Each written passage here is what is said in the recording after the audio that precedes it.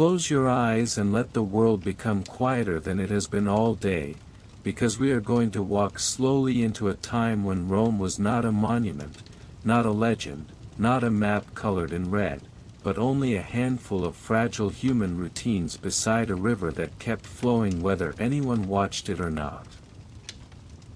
Imagine the Tiber at dawn, not dramatic, not heroic, simply steady, carrying pale reflections of early light, sliding past reeds and mud and scattered stones, while thin mist lifts in layers that seem to breathe, as if the landscape itself is exhaling a long, gentle sigh.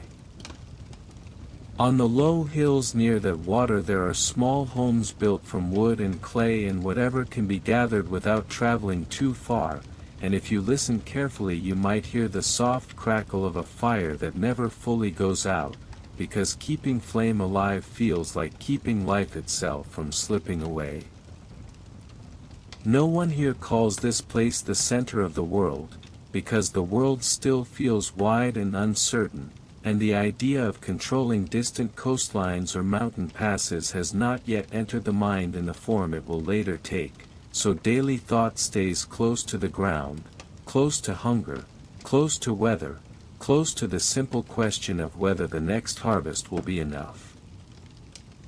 The people who will one day become Romans rise with the sun because there is no other rhythm to follow, and they step into morning air that carries the smell of damp earth and smoke and animals, and they begin the quiet work of survival with hands that already know what to do, even if the mind is still half asleep. They tend fields slowly, not with efficiency, not with modern urgency, but with the kind of patient repetition that teaches a person that time is not an enemy, that the day is long enough for careful movements, and that rushing only leads to mistakes that cost more than they save. They feed animals and repair tools and carry water and stack wood, and in these repetitive tasks you can already sense the Roman devotion to order, because order is not yet politics or administration, it is simply the habit of placing things where they belong, of doing what must be done before it becomes a problem, of respecting the small rules that keep a fragile life from falling into chaos. The gods, in this early world, are not distant abstract concepts but intimate presences woven into every decision, so a strange sound in the forest or a sudden shift of wind direction can feel like a message, and a dream can feel like a warning, and even a coincidence may be treated as a thread connecting visible life to invisible intention. Over time, stories are told around fires in the evening, and those stories repeat and soften and harden into tradition, and tradition slowly becomes expectation, and expectation becomes something that looks very much like law, long before anyone writes anything down on stone or bronze. Children grow up hearing the same names, the same morals, the same warnings about pride and laziness and disrespect, and they learn that to belong is to follow the pattern of the community, because in a small settlement the cost of breaking unity can be starvation, isolation, or danger in the night. The hills, the Palatine and the Aventine and the gentle rises around them, are quiet witnesses to this slow formation of identity, and if you imagine standing on one of those slopes you can see the settlement as it was, not large, not splendid, but alive, and that aliveness is more important than beauty in the beginning of civilizations. Conflicts exist, of course they do, because people always want more land, more water, more respect, and they argue and negotiate and sometimes fight, but the scale is still human, still limited, still the kind of struggle that ends with a boundary stone moved a little, not an entire nation erased from a map. And yet, in this smallness, something begins to form, something almost invisible, like a seed under soil, and it is the Roman instinct that stability is sacred, that duty is meaningful, that discipline is not a punishment but a structure that makes survival possible. Even the way they speak, the way they promise, the way they remember agreements, is shaping the future without knowing it, because an empire is not built first with armies, it is built first with habits, with trust, with the slow development of shared rules that allow a community to grow beyond a single family or a single generation. When night comes, it comes gently, and the settlement grows quiet, and the Tiber continues its patient movement, and the stars appear without ceremony, and the people sleep without imagining that one day their descendants will build roads so straight and strong that the lines will remain visible thousands of years later. In this early Rome there is no marble, no triumph, no Senate speeches echoing through grand halls, only darkness, firelight, and the soft hope that tomorrow will be manageable, and in that hope you can already feel the beginning of something large, not because it is loud, but because it is consistent, because it repeats, because it survives. If you stay in this calm moment a little longer, you can sense that history is not made only by dramatic battles and famous names, but by the quiet decision to wake up again, to repair what is broken, to plant again, to listen to elders, to respect rituals, to keep order, to keep going. And Rome, before it was an empire, was simply the art of continuing. Let your mind rest on the idea that Rome did not become powerful in a single moment, because the truth is softer and slower, like a long road built one careful stone at a time, and if you listen closely you can almost hear the quiet rhythm of those stones being placed, not with drama, but with habit, with repetition, with the calm belief that stability is worth the effort. In the early days, after the old stories of kings and the uneasy memory of being ruled by one will, the Romans begin to shape a new kind of order, not because they have invented perfection, but because they are tired of uncertainty, and tired people often build systems that feel like shelter, so they create offices and rituals and rules. And they begin to trust the slow motion of procedure more than the unpredictable mood of a single ruler. The Republic is not a shining concept at first, it is messy, it is partial, it is uneven, it favors some voices and ignores others, yet it has a particular quality that will become very Roman, a quality of returning again and again to the same question of who decides, and how, and under what limits, and what happens when power becomes too comfortable inside one set of hands. In the quiet spaces of the city, in assemblies that are sometimes loud but often simply tiring, men argue about the weight of tradition, and about the authority of families whose names feel older than the streets themselves, and about debt that pulls at the lives of ordinary people like a heavy rope. And these arguments do not always sound noble, because much of politics is ordinary, filled with personal grievances and practical needs. And yet out of these ordinary conflicts Rome slowly learns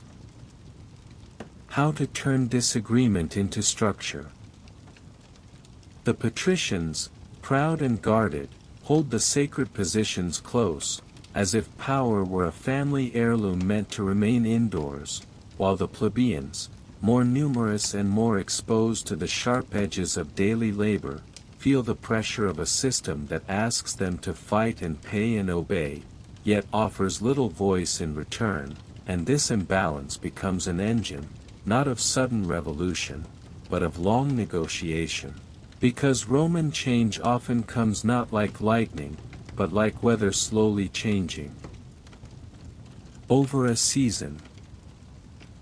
When the plebeians withdraw and refuse, when they step away from the city in acts that feel like collective silence, it is not romantic, it is strategic, it is exhaustion turned into leverage, and Rome responds the way it often will in its history, by creating an office, by adding a procedure, by making a new channel through which pressure can flow without breaking the whole structure, and so tribunes appear, carrying the strange power to say no, to halt, to veto, to place their bodies in. Their authority between the ordinary citizen and the force of the state. This is not yet empire, this is not yet marble, this is not yet the wide Mediterranean gaze, but it is something equally important for the future, because it is the discovery that a community can survive its own internal tension by formalizing it, by giving it a role, by writing it into the rhythm of government, so that conflict becomes part of the machine rather than a fire that consumes it. And then there are laws, because Rome loves the feeling of written boundaries, loves the comfort of seeing rules placed into visible form, as if words carved or recorded could keep chaos away, and so the old customs that lived inside memory and family authority begin to harden into something public, something that can be pointed to, argued over, and repeated. And when the 12 tables enter Roman life, they carry a particular kind of calm, the calm of knowing that at least some things are no longer hidden behind the doors of elite households. Yet even written law does not erase suffering, because debt still exists, hunger still exists, the weather still changes without caring about political reforms, and the Republic continues to be a place where the many carry heavy burdens while the few argue about honor, and still the system grows, not by becoming kind, but by becoming durable, because durability is Rome's true early genius. The ability to take hardship and build routine around it. Outside the city, beyond the familiar hills, other communities live with their own rhythms, other Latin towns, other Italic peoples, Etruscans to the north, Samnites in the hills, communities that do not yet see Rome as inevitable, and when Rome interacts with them it does not always do so with immediate conquest in mind. Sometimes it negotiates, sometimes it fights. Sometimes it offers alliances that feel like friendship but function like ropes, tying smaller places to Roman leadership one agreement at a time. War in this period is not always grand, it is often seasonal, it rises and falls with planting and harvest. It is shaped by roads that are still imperfect and by supplies that are always uncertain, and the soldiers are not distant professionals in shining armor, they are farmers and laborers carrying weapons that feel heavy, marching because the community expects it, returning home to repair roofs and plant seeds again. And this repeated cycle of leaving and returning becomes another Roman habit, a quiet training in endurance.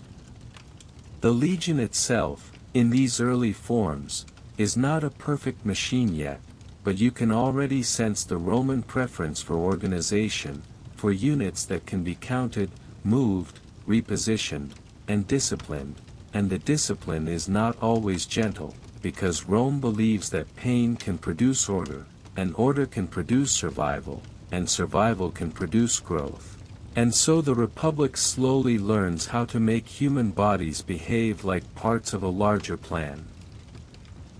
As Rome wins and loses and learns, it begins to collect not only land, but obligations, because every victory brings questions that do not disappear after the battle ends, questions of what to do with defeated communities, how to extract resources without destroying the labor that produces them, how to punish without creating endless rebellion, and the Roman answer is often careful and cold, offering partial citizenship, offering treaties, offering autonomy in small matters while taking control of the larger direction, and in this way Rome expands like a tide, not by one wave, but by many quiet advances.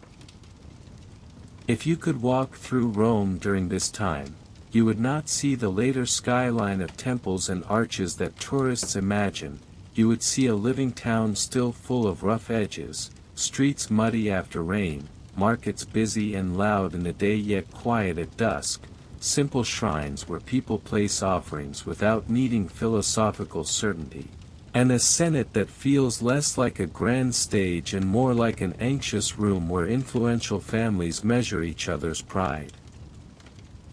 The Senate is not omnipotent, not in theory, but in practice it holds the steady influence of continuity, because consuls change every year, offices rotate, but the Senate remains, a collection of experience, memory, and elite agreement, and Rome learns that power can be more stable when it hides inside institutions that do not look like crowns, so that the Republic, even while claiming to fear kingship, quietly rebuilds forms of authority that can last longer than a single election. Religion, too, continues to weave itself into government, not as decoration, but as glue, because rituals create shared time, shared meaning, shared obedience to something larger than personal desire, so augurs and omens and sacred calendars shape decisions, delaying meetings, approving campaigns, and giving divine language to political choices. And this blending of sacred and civic life makes Rome feel ancient and serious even when it is still improvising its future. In the countryside, ordinary people feel the Republic less as an idea and more as a weight, taxes, levies, demands for service, and yet they also feel a growing safety in Roman dominance, because stable power, even harsh power, can reduce the random violence that comes when many small groups compete endlessly, and so Roman control can feel like a hard roof over one's head, not warm, but protective against storms. As the Republic moves through the long conflicts of Italy, especially the difficult wars in rugged lands where opponents fight with familiarity and stubbornness, Rome learns to adapt, to build roads that make distance smaller, to establish colonies that act like anchors, to send citizens outward so that Roman identity becomes something planted across the landscape like seeds that will grow into loyal communities. Roads are not glamorous in the moment they are built, they are exhausting, dusty projects, men lifting stones, measuring lines, draining marshes, cutting into hills, yet roads are one of Rome's quiet miracles, because they turn geography into something manageable, and management is Rome's preferred way of transforming the world, not by dreaming, but by organizing, by measuring, by repeating the same method until it becomes unstoppable. And here, in this slow stage, you can begin to sense the future empire in a simple pattern. Rome solves problems by building systems, and then uses those systems to solve larger problems, and then uses the larger solutions to expand into new territories that create new problems, and the cycle continues, a calm spiral of growth that does not feel dramatic when you live inside it, because each step seems practical, reasonable, and justified by what came before. There is also the quiet human cost, because expansion rearranges lives, fields change owners, prisoners become slaves, debt pressures increase, and the wealth of victory tends to flow upward toward those who already know how to hold it, and this unequal flow becomes another long tension inside Roman society, a tension that will not explode immediately, but will sit patiently, waiting for centuries, shaping politics like an underground river shaping stone. Yet for now, the Republic appears to be working, in the Roman sense of working, which means it continues, it survives, it grows, it adds offices when needed, it patches cracks with new rules, it negotiates with itself in a language of tradition, and even when individuals compete fiercely for honor, the overall structure keeps moving forward, not fast, but steadily, as if Rome has decided that the best way to win against time is to become time-like, persistent, repetitive, unavoidable.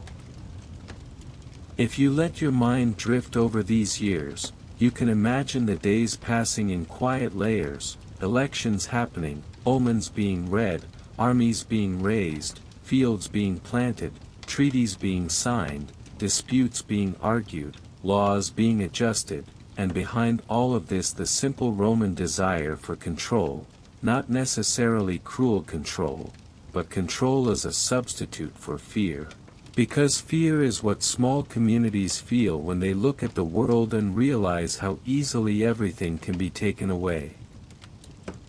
So Rome builds, and counts, and records, and punishes, and rewards, and remembers, and in remembering it becomes stronger, because memory allows repetition, and repetition allows mastery, and mastery allows expansion, and expansion, when done slowly enough, can feel like destiny rather than choice. And if you are listening in the soft way that sleepy history invites you to listen, you might notice that nothing here needs to be loud, because Rome does not grow from shouting, it grows from procedure, from discipline, from the quiet confidence of doing the same difficult thing again tomorrow, and then again the day after, until the world around it begins to reshape itself in response. Breathe slowly and imagine that Rome is still learning how to carry its own weight, because after Italy feels mostly held together by roads and treaties and careful pressure, the next question arrives not like a trumpet but like a dull administrative thought, a thought that sounds almost boring in the beginning, a thought like, what happens when the land is no longer enough and the horizon begins to matter? At first the sea is not romance to Rome, not poetry, not the kind of blue dream that sailors sing about, because Rome is a land power by habit and by instinct, and even when it looks toward water it does so the way a practical mind looks toward a tool it does not yet know how to use, with suspicion, with calculation, and with the quiet fear of losing control. The Mediterranean is wide and patient, and it does not care about Roman ambition. It has its own moods and winds and storms and flat calm days that feel endless, and the idea of building power across that moving surface feels like trying to write laws on a river, and yet Rome slowly begins to do what it always does, it turns the unfamiliar into routine, it turns danger into procedure, it turns distance into a schedule. Somewhere inside the Republic, after so many wars on hills and plains, a new kind of war becomes unavoidable, not because Romans wake up craving it, but because borders touch and markets overlap and alliances pull like ropes, and when two systems expand in the same direction they eventually press against each other like slow stones grinding, and that pressure does not need drama to become conflict, it only needs time. Carthage is not a myth at this point, it is a real presence, organized and wealthy and experienced in the sea, a place that understands ships the way Rome understands roads, and Rome notices this not as a story but as a problem, because a rival with money and maritime confidence changes the balance of what Rome can safely ignore. The first steps toward overseas struggle feel almost accidental when you tell them softly, because they begin with smaller decisions, with requests for help, with local disputes that grow too large, with the kind of political momentum that happens when senators argue and do not want to look weak, when consuls want glory, when allies demand protection. And suddenly a war exists not because anyone sat down and designed it like a clean plan, but because a chain of practical choices has tightened into a knot. Rome, being Rome, does not magically become a naval genius overnight, it struggles, it copies, it learns in the clumsy way that serious states learn, by losing ships, by paying in lives, by adjusting designs, by turning embarrassment into determination, and this is one of the quiet themes of Roman power, not natural elegance but stubborn adaptation, the refusal to accept a limitation as final. So ships are built, and more ships, and the wood is cut and shaped and forced into forms that must survive waves, and the people who row are not romantic figures from songs, they are tired bodies doing repetitive labor, pulling and pulling and pulling again, while supervisors count rhythm and distance, while the sea offers no sympathy and no rest, only movement. And even in this watery world, Rome tries to make war feel like land, tries to make sea combat behave like something familiar, and that impulse is deeply Roman, because Rome prefers predictable engagement, prefers systems that can be drilled, repeated, and controlled, and so it looks for ways to turn floating chaos into something that resembles an organized collision of disciplined units. The war, when you step back and watch it in slow motion, becomes less like a single narrative and more like a long sequence of supply problems, repairs, storms, negotiations, sieges, and political speeches that all sound similar after a while, because governments repeat themselves, they repeat their reasons and their vows and their promises to the gods. And in repetition they convince themselves that they are consistent and therefore justified. Sicily, lying there like a quiet stone between worlds, becomes a stage where both powers push and pull, not with constant glory but with persistent effort, because taking and holding a place over time is usually boring. It is garrisons and pay and food and boredom and disease and letters and waiting, and the waiting is often more common than the fighting. If you could stand in a Roman camp during this period, you would hear ordinary sounds, men talking about home, men complaining about rations, men repairing sandals, men practicing with weapons not because they love violence but because practice is what the day demands, and in those ordinary sounds you would realize again that history is mostly routine wearing the costume of importance. Victories come and do not end the struggle quickly, defeats happen and are explained away, storms destroy fleets in moments that feel unfair, and then the Senate debates again, as it always does, turning disaster into another calculation, because institutions survive by translating pain into policy and policy into continued action. Over time Rome begins to understand that sea power is not a single trick but a habit, that ships must be maintained, that crews must be trained, that ports must be controlled, that money must flow continuously, and this realization is not exciting, it is the slow acceptance of a new administrative burden, and yet that burden becomes a new limb of Roman strength. When the first great struggle finally leans in Rome's favor, it does not feel like an ending so much as a shift in posture, because once you have stepped into the wider world you cannot return to being small, and Rome, almost without admitting it, becomes responsible for spaces beyond Italy, for new taxes, new governors, new corruption, new arguments about what is fair and what is legal, and every new responsibility becomes another reason to expand further, because expansion often pretends to be a solution to the problems expansion created. Here, very quietly, the Republic changes shape, and with that change comes a slow transformation of society, because overseas wealth does not spread evenly, it rises toward those who already know how to capture it, it flows into aristocratic houses, into networks of patrons and clients, into contracts and land purchases and the quiet displacement of small farmers who cannot compete with the scale of profit that war and provinces can generate.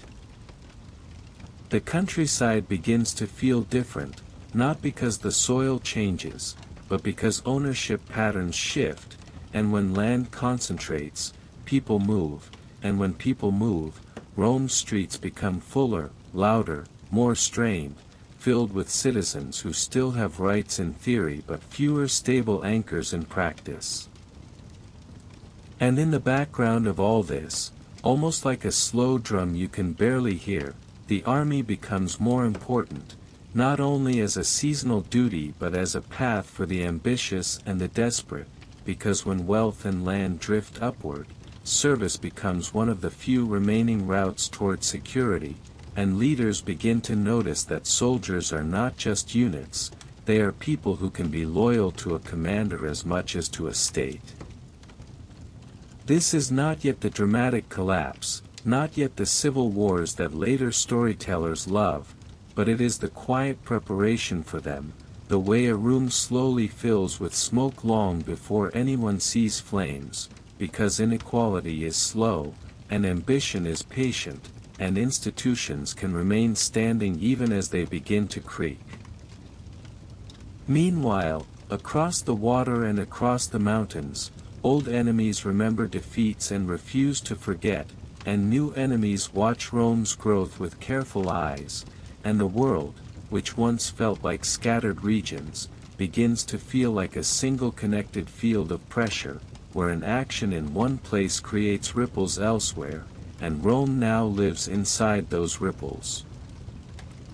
And then there is Spain, and there are treaties, and there are boundaries drawn on maps that are more hopeful than real, because boundaries only matter when both sides accept them, and powerful states rarely accept limits when they believe time favors them.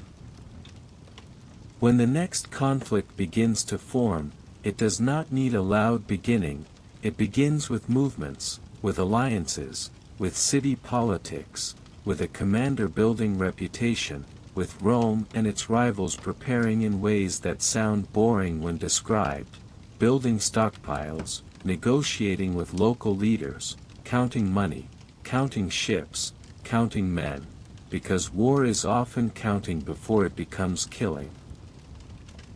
So when you feel your mind drifting, you can let it drift, because this is exactly how history moves at ground level, not as a thrilling montage but as long administrative days, long marches, long debates, long winters, long summers, long lists of names and offices and logistical decisions, and Rome, in its deep nature, is comfortable in long lists, because long lists make the world feel manageable. Now imagine, very softly, that somewhere a child is born in an Italian town, and that child will grow up in a republic that is no longer a local power, a republic that now owns responsibilities far away, and that child will consider this normal, and that is how empires truly form, not only by winning, but by making expansion feel ordinary to the next generation. And as the sea continues to move without emotion, Rome continues to adjust, continues to learn the slow art of being everywhere at once, and every adjustment makes the next step easier, and every easy step makes the next ambition seem reasonable, and so the Republic drifts forward into its larger destiny the way a ship drifts into open water, not with one sudden leap, but with steady, persistent movement that does not stop simply because stopping would require admitting that the journey has changed you. Now let the story drift a little further, as if you are floating on warm darkness, because after the first long struggle has taught Rome the basic language of ships and ports and distant responsibility, a quieter question begins to repeat inside the Republic like a soft echo, a question that sounds almost boring when spoken aloud, a question like, if we can reach across the sea once, then why not again? And if we have already paid the cost of learning, then why not use what we have learned? Until it becomes second nature. Carthage, meanwhile, does not vanish simply because one chapter ends, because powerful states rarely disappear on command, they adjust, they recalculate, they look for angles where pride can be rebuilt into policy, and in Carthage there remains a deep memory of loss and a deep habit of commerce and a deep understanding that the sea is not a border but a path, so they look west and south and north. And they find ways to recover influence through trade, through alliances, through careful pressure. On regions where Roman attention feels thin. And Rome, as always, reacts in the Roman way, not with one clean emotion, but with a mixture of caution and confidence, because confidence grows slowly when you survive something difficult, and caution remains because the world is still wide, and so senators argue, some wanting restraint, some wanting advantage, and many wanting simply to avoid looking weak, because in political rooms weakness is treated like a contagious illness.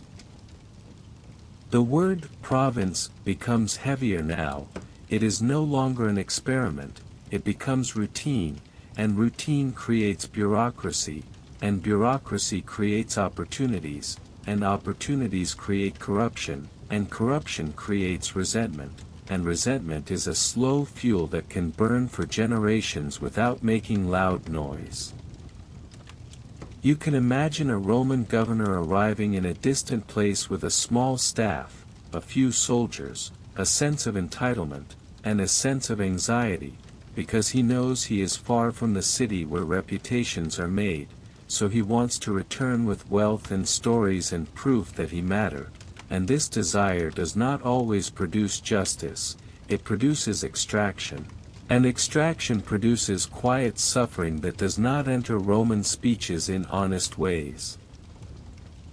Back in Italy, the landscape begins to change in a slow, unromantic pattern, because the profits of overseas dominance tend to concentrate, and when money concentrates, land follows, and when land follows, small farms struggle, and when small farms struggle, people drift toward the city, and the city becomes fuller and more tense, not in one dramatic scene, but in long years of crowding, of waiting, of hoping for work,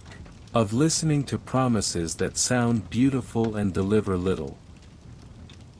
The Republic's old balance, the careful tension between classes, begins to feel different, because the gap between rich and poor is no longer only about pride and tradition, it is about scale, and scale is difficult to manage with the old tools, because the old tools were designed for a smaller Rome, a Rome that could imagine itself as a community of citizens who owned land and voted and served and returned home. And now that model starts to creak as the city grows beyond what old imagination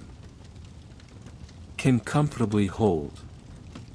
And still, in the same breath, Rome continues expanding, because expansion is both a cause and a distraction. It offers new money and new glory and new problems that feel easier to discuss than the slow internal decay of social balance, so external victories become a kind of soothing noise, a way to keep the Republic feeling healthy, even as it slowly develops a fever. Across the western Mediterranean, in the lands that will later be called Spain with such casual modern confidence, Carthage builds influence again, not by magic, but by method, by taking control of resources, by building relationships with local elites, by establishing a base of wealth that can support long military effort, because war at scale is less about bravery than about supply. And supply is a form of patience made practical.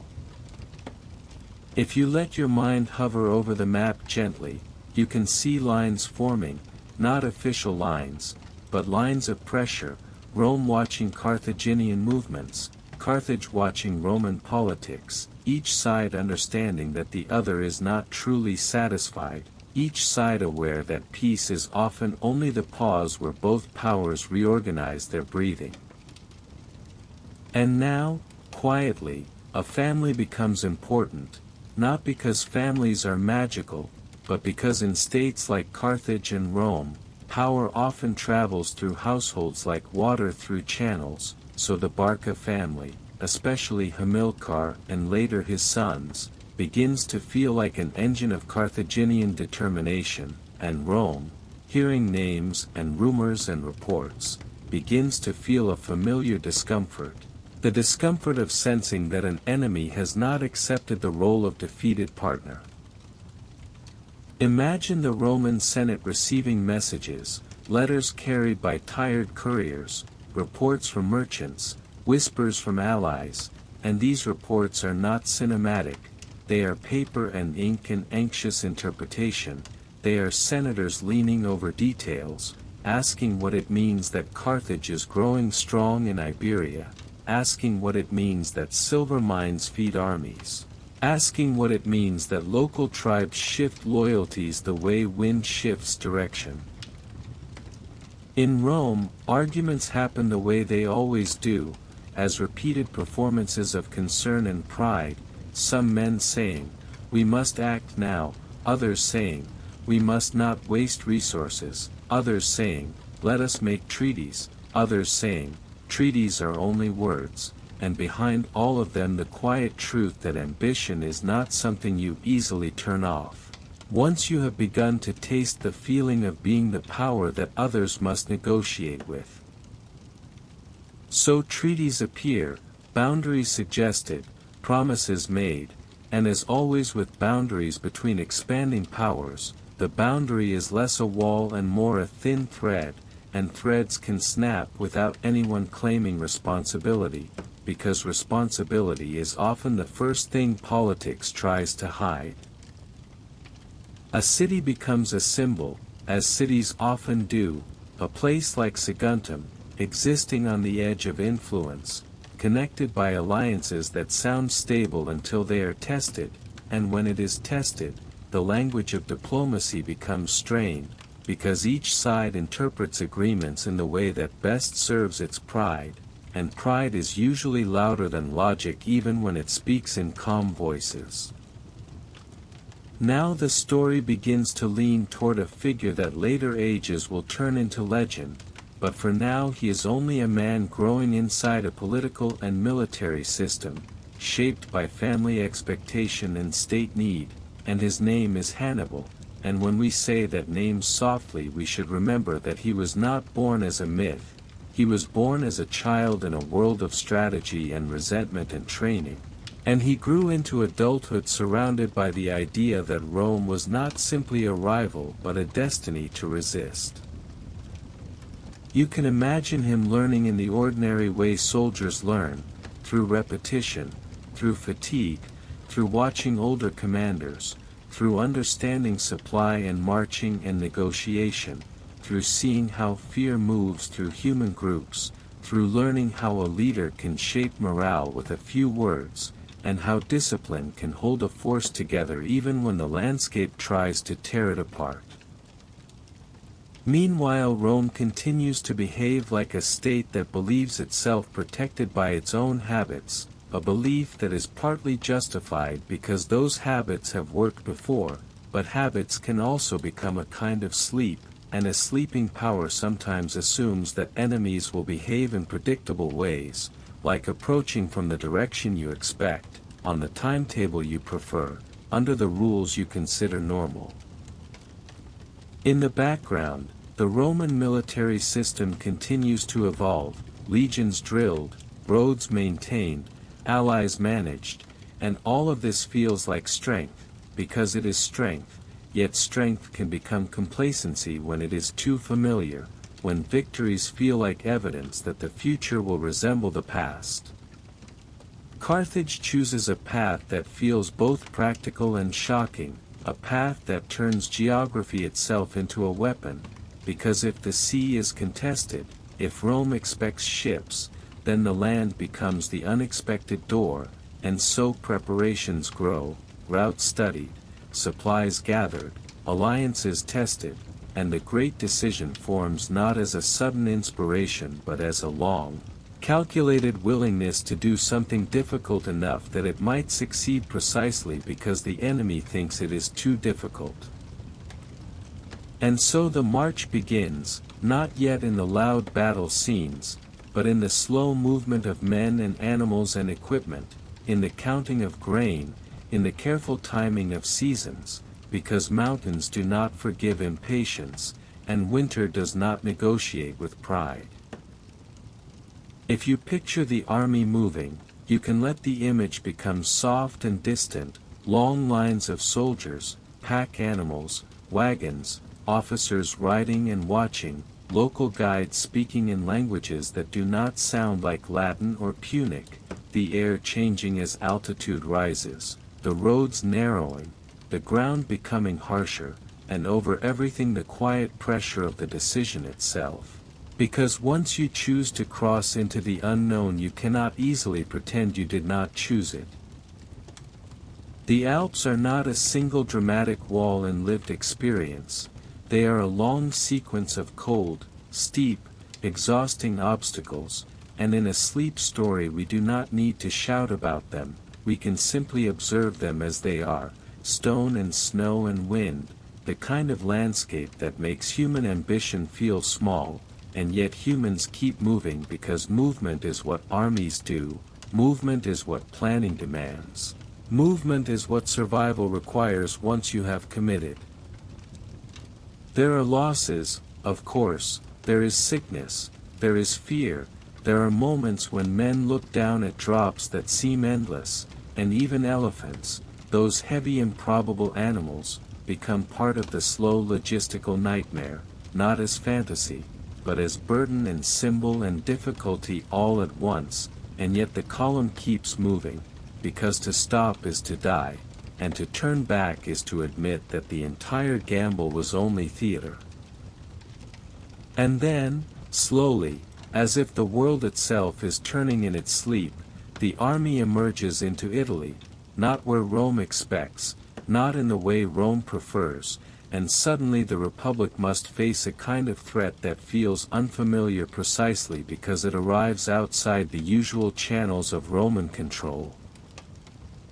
In Rome, the reaction begins as confusion wrapped in pride, because pride does not like to admit surprise, and surprise is often the first crack in a state's sense of inevitability, so the Senate debates again, urgently but still in formal language, consuls raise forces, allies are watched carefully for loyalty, because loyalty under pressure becomes a question rather than an assumption. And now the war becomes not only a conflict of armies but a conflict of endurance, because Hannibal's presence in Italy is like a stone dropped into a pond, ripples spreading into alliances, into morale, into the confidence of Rome's friends, because if Rome can be threatened on its own soil, then Rome's promise of protection begins to sound less absolute. Battles will come, and they will be remembered, yet in the sleep-telling we can approach them like distant thunder, not loud, not immediate, but as facts in a long chain of cause and effect, because even a great battle is still the result of marches and miscalculations and scouts and terrain and timing, and behind every famous moment there are hours of walking and waiting that no one celebrates. So as you rest, imagine the early engagements as shifting patterns rather than heroic scenes. Imagine Roman commanders trying to force the war into familiar forms, and Hannibal refusing, moving with a kind of flexible intelligence that treats the landscape like a partner, using speed, using deception, using knowledge of human expectation. Because expectation is one of the easiest things to exploit when an enemy believes it is rational. And Rome, stunned but not destroyed, begins to adjust in its own way, slowly, methodically, learning again the Roman lesson that pain can be turned into procedure, that disaster can be turned into reform, and that survival is not about never falling, it is about standing up in the same direction every time. Here the story is ready to slide into the long years of the Second Punic War, into the exhausting rhythm of fear and resilience, into the Roman strategy of endurance, into the slow tightening that will eventually push Hannibal into a narrower space, and this is where we will continue, gently, in the next section, with no rush, with the calm voice of time itself. Let the war settle into your mind the way distant rain settles into the night, because after the shock of an enemy walking inside Italy like he belongs there, Rome does not respond with a single clean gesture, it responds with a long, exhausting sequence of decisions that feel almost dull when you list them one by one, and yet those dull decisions are exactly how Rome survives, because Rome is rarely saved by brilliance alone. It is saved by endurance that is organized. When the great disaster at Cannae arrives, it does not feel, to the people living through it, like a famous chapter in a book. It feels like missing sons and silent streets and the uncomfortable emptiness of households where the usual voices do not return, and the Republic has to face the strange truth that its own methods, the methods that worked so well against familiar opponents, can produce catastrophic results when applied stubbornly against a mind that refuses to fight on the terms you prefer. And in the wake of that loss the city becomes quieter, not quiet with peace but quiet with calculation, because fear can either dissolve a state or harden it, and Rome, by habit and by necessity, chooses hardening. It chooses to behave as if discipline itself were a form of medicine, and so it tightens rules, it increases levies, it lowers the age of service, it borrows money, it melts valuables. It finds human bodies and coins in places where comfort would rather pretend none exist. This is where the name Fabius begins to matter, not because he is a hero in a bright sense, but because he represents a Roman willingness to accept boredom as strategy, to accept delay as strength, to accept that sometimes you do not win by striking, you win by refusing to be pulled into the shape your enemy wants, and this kind of strategy is almost perfectly suited for a sleep story. Because it is the strategy of slow time, the strategy of waiting, the strategy of watching an opponent breathe until his breathing becomes expensive. Fabius avoids the decisive battle, avoids the dramatic moment that Roman pride craves, and instead follows, shadows, cuts supply lines, protects key points, retreats when necessary, advances when safe, and this patience feels insulting to the Roman instinct for directness, so people complain, and politicians whisper, and ambitious men say they can do better, because ambition always believes it can shorten the long road. Yet the long road is often the only road that does not collapse. Meanwhile Hannibal continues to move through Italy like a cold current, pulling at alliances, testing loyalty, because war is not only violence, it is persuasion, and persuasion becomes easier when fear is visible, so some communities lean away from Rome, some hesitate, some try to survive by choosing the side that feels closer, and Rome learns, quietly, that power is not simply the ability to defeat enemies. It is the ability to keep friends from drifting when the world gets frightening.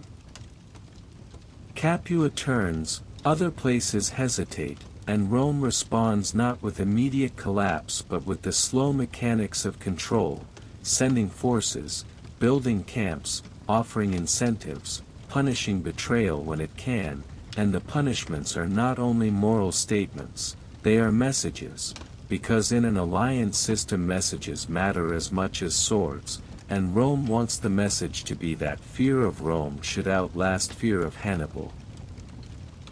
Yet even in these dark years, the war is not only in Italy, and this is one of the quiet reasons Rome survives, because Rome has learned how to make distance work for it. It has learned how to fight in more than one place at once, not elegantly, not comfortably, but persistently, and the second the Republic begins to understand that Hannibal is dangerous precisely because he ties Roman attention down, it begins to push elsewhere, to squeeze the edges of the enemy system until the center feels less stable. In Spain, Carthaginian influence is challenged, not because Rome can magically send unlimited troops, but because Rome is willing to keep trying, and trying again, and because Rome's allies and resources create a slow pipeline of men, and because local politics, as always, is complicated, filled with shifting loyalties and regional interests, and Rome learns to speak to those interests the way it always does, with treaties, with promises, with gifts, with threats, with the quiet implication That Rome is the kind of power that returns even after setbacks. Sicily, too, becomes a space of pressure, and the sea, which once felt like an unfamiliar danger, is now a working surface that Rome can use, not perfectly, but enough, and this is what it means for the sea to become a habit. It becomes normal to transport armies, normal to protect convoys, normal to think in terms of ports and distances measured in sailing days, and as soon as that becomes normal, Rome becomes harder to contain, because containment is easier when a state is limited by its own discomfort. Inside Rome, politics does not pause for war, it rarely does. It continues, it argues, it assigns commands, it worries about reputations, it debates budgets, it fights over who deserves credit, and all of this can feel tedious, yet the tediousness is also a sign of life, because a state that can still argue in formal ways while under threat is a state that has not surrendered to panic. Hannibal wins battles, and yet battles are not always the same as victory, because he must keep an army alive far from home, must find supplies in a landscape that becomes progressively less willing to feed him, must maintain alliances that are held together by hope and fear both decay when years pass without an ending, and the longer the war lasts the more it becomes a test of logistics, of patience, of political endurance, and Rome, with its institutional memory and manpower pool, begins to look like the kind of opponent that cannot be quickly exhausted. There is a slow turning point that is not a single day, not a single speech, but a gradual shift, as Rome recovers enough to pressure defectors, to hold central Italy, to rebuild confidence, and as confidence rebuilds it becomes easier to recruit, easier to ask allies for help, easier to present Rome as the safer long-term bet. Because in the politics of survival the long-term bet is often what people choose when they can no longer tolerate constant uncertainty. And then, quietly, a new kind of Roman command arises, not as a sudden miracle but as a product of the Republic's endless machinery of opportunity, and his name is Scipio, and he is not merely brave, he is adaptive, which is the Roman trait that matters most when the world is changing, because adaptation is what allowed Rome to become a sea power. And now adaptation will allow Rome to become something even more dangerous, a state that can learn from an enemy and then outlast him. Scipio looks at the war not only as a series of fights inside Italy, but as a wider system, and systems can be disrupted by changing the pressure points, so he focuses on Spain, on cutting away Carthage's resources, on removing the base that supports Carthaginian capacity, and when he takes New Carthage, it is not only a dramatic capture, it is an administrative event, a seizure of stores, of weapons, of money, of hostages, of the material skeleton of war, and the material skeleton matters more than the heroic story. As Rome gains strength in Iberia, Carthage's network weakens, and when networks weaken the center becomes vulnerable, and this is where the war begins to feel like a tightening rope, because Hannibal's presence in Italy, for all its brilliance, cannot easily repair what happens far away, and Rome's ability to fight in multiple theaters becomes the slow advantage that does not look glorious in a single painting, but wins reality all the same.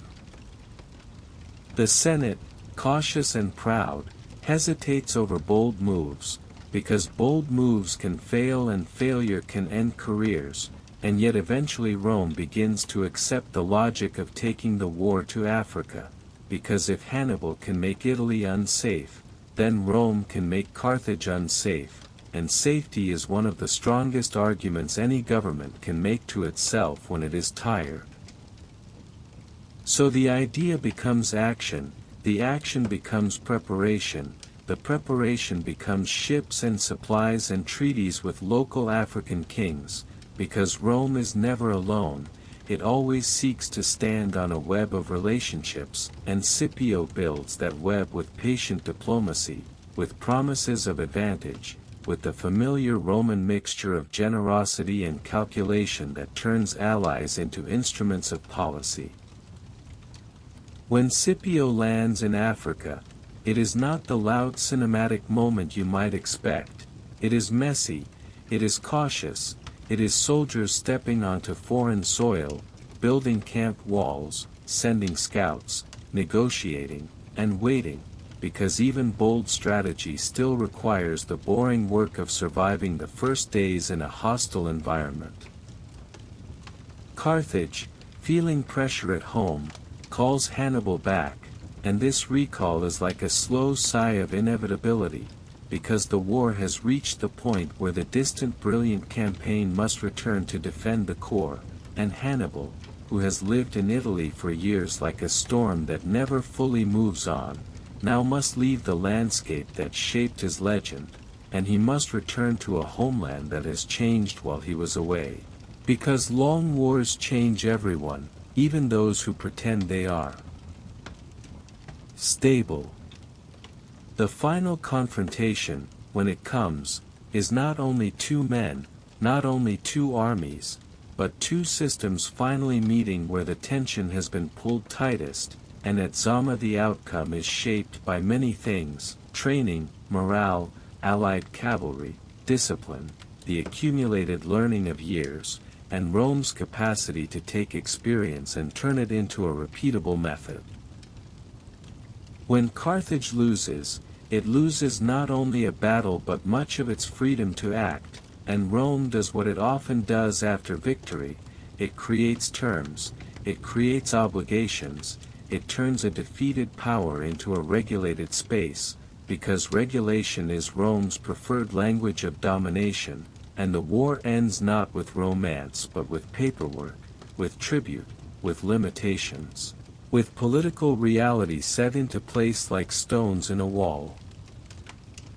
And then, very quietly, the Republic breathes again, not because it is peaceful, but because it has proven something to itself. It has proven that it can survive catastrophe and continue, and this proof becomes part of Roman psychology, a deep belief that Rome endures, and when a state believes it endures, it becomes willing to take risks that would frighten a less confident community.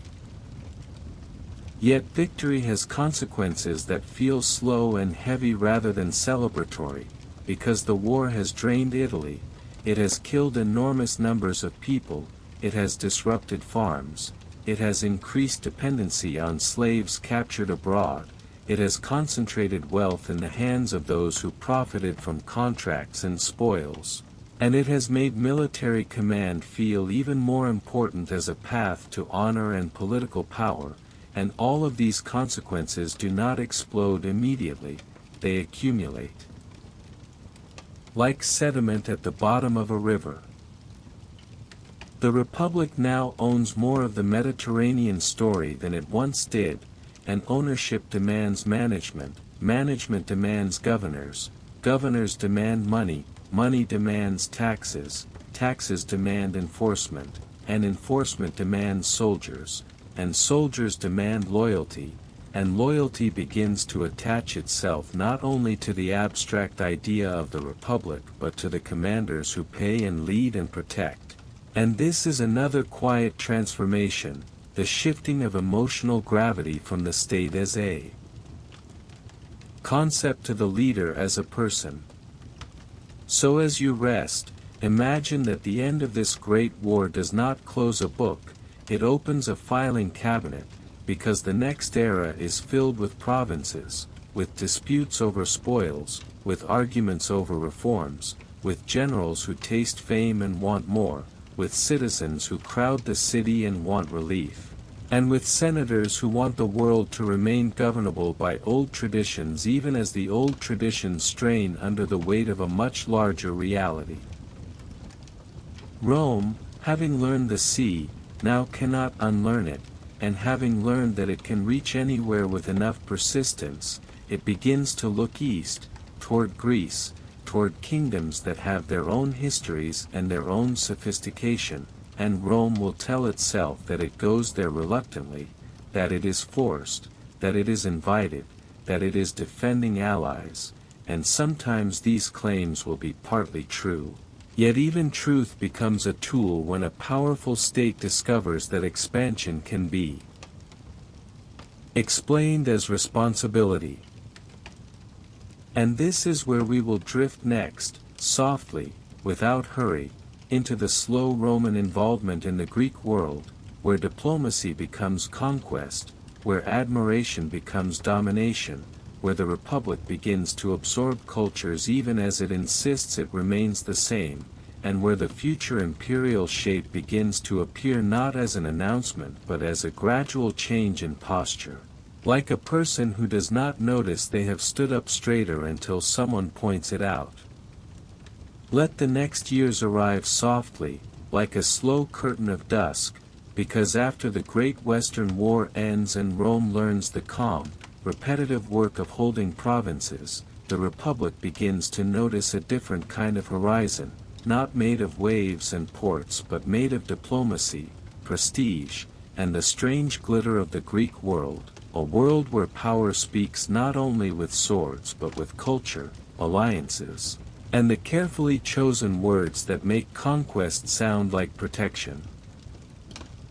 Rome does not sail east because it suddenly becomes poetic, it sails east because influence moves like water into any space where there is pressure and opportunity, and the eastern Mediterranean is full of pressure, full of rival kingdoms and ambitious dynasties and city-states that remember older freedoms, and whenever many powers exist close together they eventually call for an outside referee, and Rome, having survived Hannibal, now begins to feel like the kind of referee that cannot help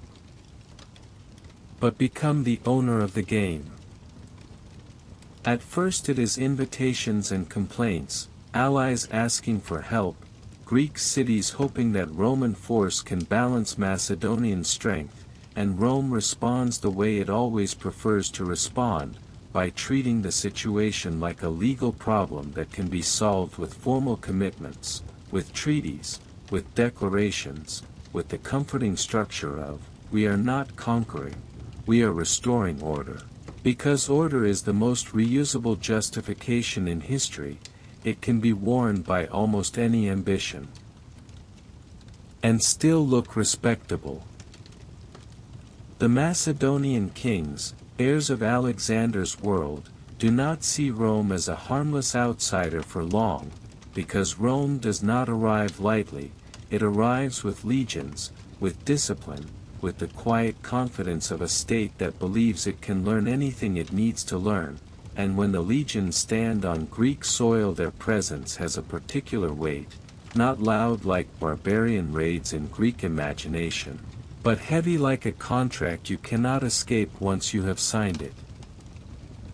Battles happen, yes, but even these eastern battles have an administrative feeling when you watch them slowly, because Rome is now experienced at making war a routine, and when Philip of Macedon or later Perseus faces the Roman system, they are not only facing brave soldiers, they are facing a political machine that can replace losses, raise new armies, and persist through years. And persistence is often more decisive than brilliance when time is long.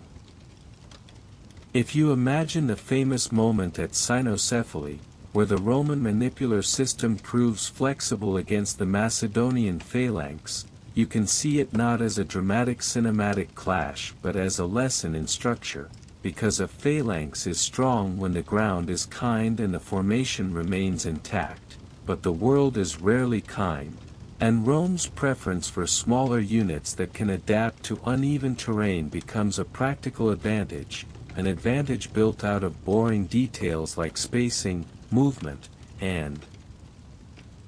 the ability to respond when the plan breaks.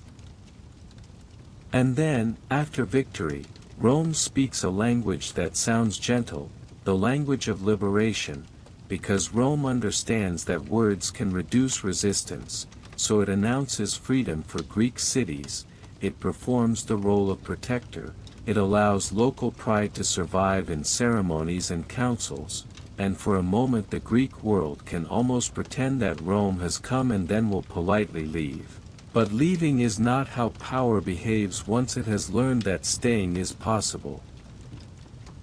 Because to protect Greece means to remain nearby, to monitor rivals, to intervene in disputes, to send commissioners, to demand cooperation, and every intervention creates precedent, and precedent becomes habit, and habit becomes control, so even when Rome says it does not want an empire, it slowly grows the behavior of an empire, and behavior, repeated long enough, becomes identity.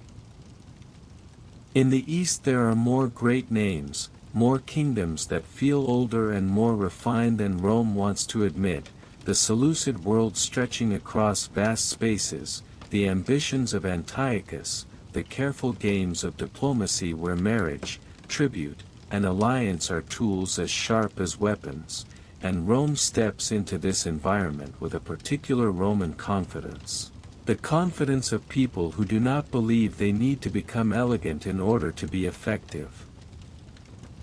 War with Antiochus, when it comes, is again explained as necessity, as defense of allies, as restoration of balance, and balance is another word that sounds neutral while doing powerful work, because whoever defines balance usually controls it, and Rome becomes the defining voice, deciding which kings may grow strong and which must remain limited, deciding whose ships may sail freely and whose must be reduced, deciding whose tribute will flow and whose pride will be bent into submission.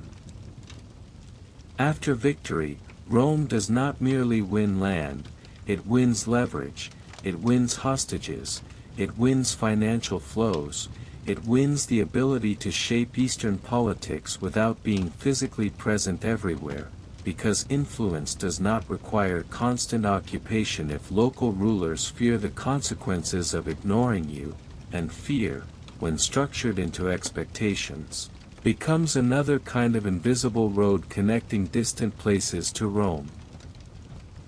And something else begins to happen, something quiet but enormous, because with the East comes wealth of a different texture, refined luxury, art, books, trained slaves, philosophies, tastes that feel sophisticated, and Rome, which once defined itself by stern simplicity and practical virtue, begins to absorb these Eastern goods the way a dry cloth absorbs water, slowly at first, then faster, and with absorption comes tension, because not everyone in Rome agrees on what Rome should become. Some Romans admire Greek learning and Greek art, they bring tutors into their homes, they collect statues, they speak of culture as if it were another victory to display, while others fear softness, fear that luxury will dissolve discipline, and this fear is not entirely imaginary, because luxury changes expectations, and expectations change politics, and politics is the place where a republic either adapts or breaks. The Senate grows more experienced at ruling abroad, and with experience comes a colder sense of entitlement, because ruling becomes normal, governors treat provinces as sources of profit, public contracts become vast businesses, taxes are farmed out, and the line between public service and private enrichment grows thin, not because Rome suddenly becomes evil, but because systems that move large amounts of money always attract people who are good at taking money. At the same time, ordinary Roman citizens feel the weight of this new world in contradictory ways, because some benefit through grain distributions and employment and military pay, while many feel displaced, watching land concentrate into large estates, watching the countryside fill with slave labor captured in distant wars, watching small farmers struggle to compete against the scale of wealth that conquest has created. You can imagine Italy now with a different rhythm, villas growing larger, estates spreading wider, slaves working fields in numbers that changed the social landscape, while citizens without land drift toward Rome seeking stability, and the city becomes a place of crowds, of politics performed to crowds, of promises shouted in the forum, of magistrates learning that popularity can become a weapon as real as a sword. Rome's army changes too, slowly, almost invisibly, because long overseas campaigns require longer service, and longer service separates soldiers from the farms they once tended, and when soldiers lose their farms or return to find them ruined, their loyalty begins to seek a new anchor, and that anchor is often the commander who led them, paid them, rewarded them, and gave them identity. Because identity is as necessary as food when life is hard. So the Republic, while still appearing stable on the surface, begins to develop internal currents of inequality, of ambition, of cultural change, of military transformation, and these currents do not crash like waves immediately, they flow like rivers under the ground, reshaping the foundations quietly, and you may not hear them unless you listen in a sleepy way, the way that hears what is repeated rather than what is loud. In Greece, Rome's freedom becomes a thin veil over reality, because Roman commissioners settle disputes, Roman armies return when cities resist, and in time resistance becomes expensive enough that most places learn the practical art of cooperating, and cooperation becomes the new normal, and once something becomes normal, people build their lives around it. And soon a Greek city that once feared Macedon may find itself living comfortably under Roman shadow, as if Roman shadow were simply part of the climate. And then there are moments when Rome's patience ends, moments when it decides that symbolic defiance must be punished, and punishment is not always subtle, because Rome sometimes believes that a harsh example saves effort later, and so you can imagine the sadness of cities that are humbled, the fear that spreads when a famous place is sacked, the quiet realization across the Mediterranean that Rome is not merely strong, it is willing. And willingness is often what distinguishes a dominant power from a powerful neighbor. All of this Eastern involvement changes Rome's self-image, because once you have judged kings and rearranged borders and claimed the role of protector for many peoples, you begin to think of yourself as naturally entitled to decide, and entitlement is a slow intoxicant. It makes even reluctant actions feel justified. It makes even aggressive moves feel like responsibility. And responsibility becomes another comfortable mask. So the Republic continues, year by year, election by election, war by war, province by province, and the map grows, and the flow of wealth grows, and the pressure inside the city grows, and the Senate continues to argue as if old forms can manage new realities, because institutions often believe that tradition itself is a substitute for reform, until the day tradition finally fails to hold the weight.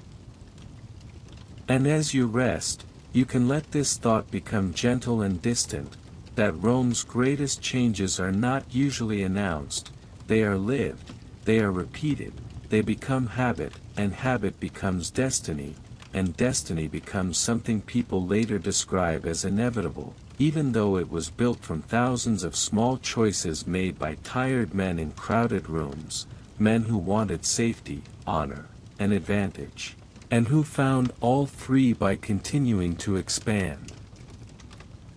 From here, the path leads toward deeper internal conflict, toward the struggle over land and citizenship and the meaning of the Republic itself, toward reformers who will try to heal the system and will instead expose how fragile it has become, toward generals whose loyalty will matter more than law, and toward the long slow slide from Republic to something else. But we do not rush there. Because in a sleep story the most important thing is the rhythm, the slow turning of the wheel, the calm understanding that history is not a sprint but a long walk through familiar problems wearing new clothing. Let the Republic feel heavier now, not because a single dramatic event has happened in the Forum with a perfect speech and a perfect turning point, but because the weight of Rome's success has begun to press down on the lives of ordinary people in ways that are slow, cumulative, and difficult to solve with the old comforting tools of tradition, because tradition is excellent at repeating what once worked, and far less excellent at inventing what must work next.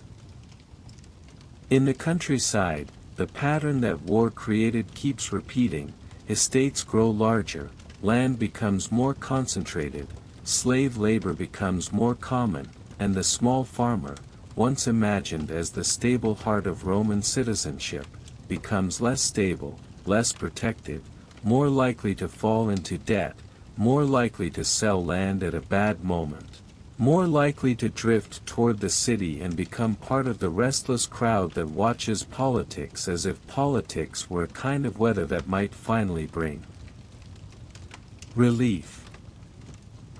The city of Rome becomes fuller, noisier, and yet also strangely predictable, because crowds develop routines too. They gather in the same places, they listen to the same promises, they learn the same disappointment, and over time the Republic begins to develop a politics that is less about quiet negotiation among elite families and more about visible performance. Because in a crowded capital the voice that can reach the crowd can become a lever strong enough to lift old structures off their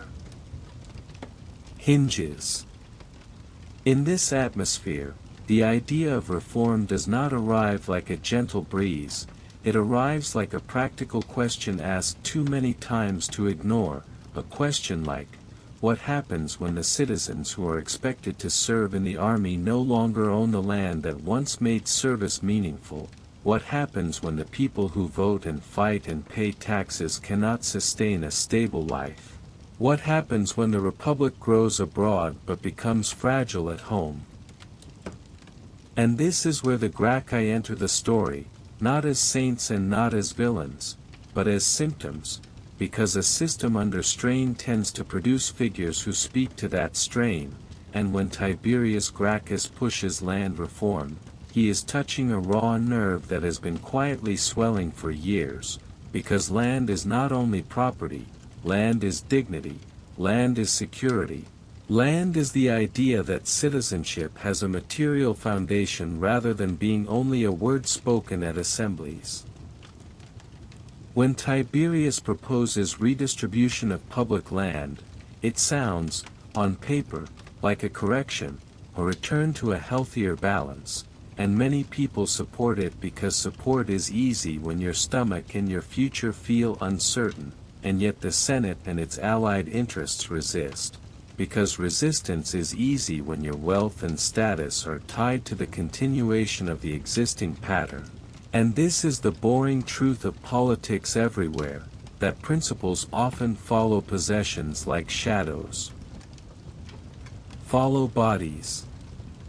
The conflict grows not only because the policy is controversial, but because the method challenges the Senate's comfortable control over procedure, and Rome, being a state of procedures, reacts strongly when procedures feel threatened, because procedure is the skeleton of its authority, and a skeleton does not like being pulled apart even if the body is sick. So the struggle becomes sharper, more personal, more fearful, and violence enters not as an accident but as an escalation that people convince themselves is necessary, because once a political community becomes accustomed to solving disputes by intimidation, it becomes easier to do it again the next time, and again after that, until intimidation feels like part of the normal toolkit. Tiberius dies in violence, and the Republic keeps breathing, but it breathes differently afterward, as if it has learned that blood can be spilled in the city itself and still life goes on, and that lesson is dangerous, because it lowers the psychological barrier that once separated political rivalry from physical elimination. Gaius Gracchus follows, pushing broader reforms, not only land but grain, citizenship questions, administration of provinces, and again the pattern repeats, hope rises, resistance rises, and the political temperature climbs, and when the system cannot absorb the pressure through safe channels, it vents through force, and Gaius too falls, and after him the Republic stands, yet it stands with new cracks. Because now reform and reaction have both learned that the stakes are not merely careers. They are survival. The Senate, seeking to preserve its authority, increasingly leans on extraordinary measures, on legal exceptions, on declarations of emergency, and emergency language is another word that can be worn by ambition, because when a government declares an emergency it asks the public to accept actions that would once have felt unacceptable, and once people accept them once, they become easier to accept again. Meanwhile the army continues to shift its character, because overseas campaigns require manpower, and manpower is now found not only among property-owning farmers but among the landless, among men who have little to return to, and this shift is quiet but enormous, because a soldier who has no land is more likely to depend on military pay, more likely to see the commander as the source of future security, and more likely to expect reward in the form of land at the end of service, which means the commander who can promise land gains a kind of loyalty that law alone cannot easily match. This is where Marius becomes important, not because he is a perfect genius, but because he operates at the intersection of necessity and opportunity, necessity in the form of external threats that Rome must answer, and opportunity in the form of a political environment where military success can be converted into popularity, and popularity can be converted into power. Marius' reforms, especially the recruitment of the landless, are often described later as a turning point, and they are, but again the turning point is not a single dramatic moment, it is a series of administrative decisions that gradually reshape incentives. Because an army built from men who need Rome less than they need their commander will behave differently from an army built from men whose identity is tied to their farms and local communities. As Rome fights new wars, against Jugurtha, against northern threats like the Cimbri and Teutons, the Republic becomes accustomed to generals who are celebrated as saviors, and celebration is not harmless, because celebration creates expectation, and expectation creates leverage, and leverage creates the possibility that a general might demand political outcomes that are justified by the argument, "I saved you, therefore you owe me." And then the story drifts toward Sulla, toward the idea that a Roman army might. Sulla attempts to restore the Republic by reshaping its rules, strengthening the Senate, limiting tribunes, trying to force politics back into older channels, and there is a strange tiredness in this effort, because it is like trying to repair a cracked vessel by tightening the lid, as if control alone could reverse the social pressures that created the crack, and even if some measures work temporarily, the deeper currents remain. Because wealth remains concentrated, land remains contested. Armies remain loyal to leaders, and the idea of marching on the city has been proven possible. After Sulla, the Republic continues, but it continues with a lingering sense that the rules are negotiable when you have enough power, and that sense is like a low fever that never quite leaves, because once legitimacy becomes flexible, every crisis becomes an opportunity for someone to claim that extraordinary action is justified. Now, if you let your mind rest on this period, you can feel how Rome is becoming both greater and more fragile at the same time, because greatness expands responsibilities and resources, and fragility grows when internal trust erodes, and trust is the invisible foundation that keeps a political system from needing constant fear to hold itself together. So the Republic moves forward into the late century with leaders who understand that popularity matters, that soldiers matter, that money matters, and that tradition can be invoked like a spell even while it is quietly being dismantled, and from this landscape will rise figures who combine military command, political performance, and vast wealth into a new kind of personal power that the old Republic was not designed to safely contain. And this is where we drift next, softly, into the age of Pompey and Crassus, into the strange alliances that form when rivals need each other, into the slow rise of Caesar, and into the long transformation where the Republic does not fall in a single day, but rather dissolves into something else through repeated emergencies, repeated exceptions, repeated compromises, until the old form becomes a memory and the new form feels, to the next generation, simply normal. Let the Republic drift into its late, crowded years the way a city drifts into night, with lamps appearing one by one, because after Sulla the old forms are still standing yet the air inside them feels different, heavier, more suspicious, as if everyone has quietly learned that law can be bent when fear is strong enough and when the man bending it has soldiers who listen to his name more than they listen to the idea of the state.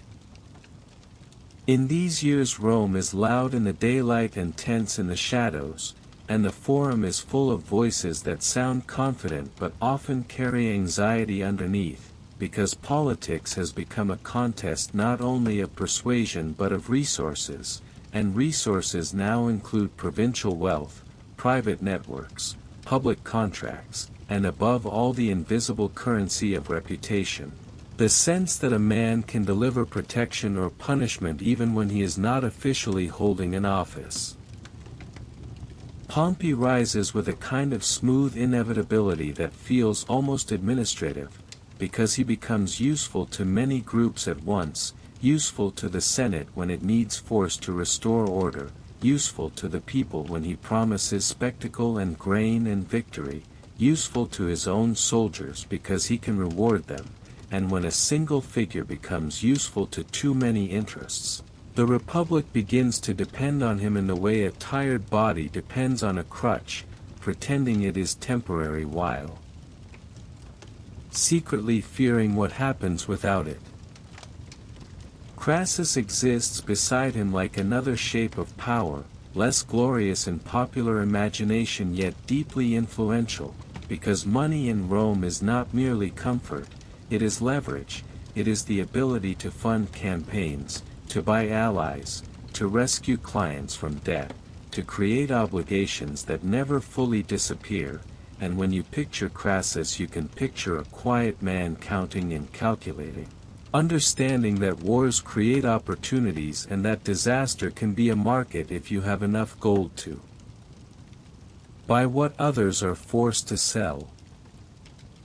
And then there is Caesar, not yet the famous conqueror carved into later memory, but already a politician with a sharp instinct for how emotions move through crowds, a man who understands performance, understands generosity, understands that debt can be turned from weakness into strategy if you borrow so boldly that you force the world to either accept your rise or openly crush you. And the world often hesitates to crush a man when crushing him would expose the violence behind its own stability. The Republic in this stage feels like a system where everyone is watching everyone else, where alliances are not built out of trust but out of mutual necessity, where rivals sometimes cooperate simply because they prefer the risk of partnership to the certainty of isolation. And in that atmosphere the first triumvirate forms not as a formal institution with a clean constitution but as a private agreement among powerful men, a quiet understanding that if they coordinate they can make the Republic serve them more smoothly than if they fight each other immediately. It is important, if you are listening in the slow sleepy way, to notice how unromantic this is at ground level, because it is not destiny speaking, it is bargaining, it is favors traded, it is offices promised, it is land grants arranged for veterans, it is laws pushed through assemblies with pressure, and it is the Senate reacting with a mixture of outrage and helplessness. Because the Senate still believes itself to be the guardian of tradition even as it increasingly depends on extraordinary men to handle extraordinary problems.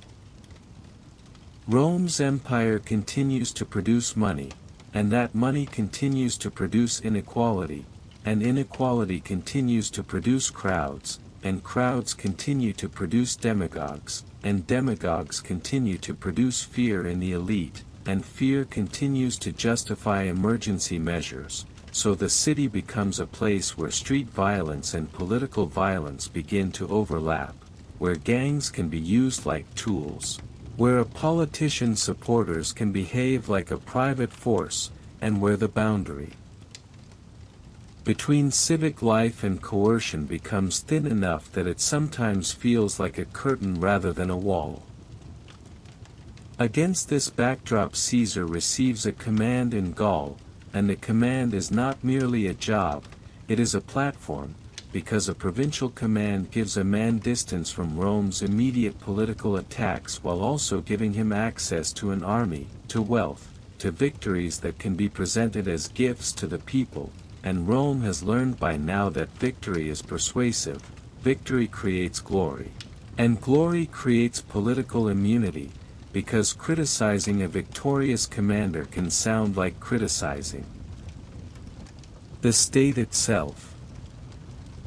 So Caesar goes north, and the Gallic War begins, and if you picture it in a sleep story, you do not need bright banners or loud horns, you can picture long marches through damp forests, you can picture camps being built again and again, trenches dug, palisades raised, supplies counted, letters sent back to Rome describing progress and language designed to sound both factual and impressive, because reports are part of war.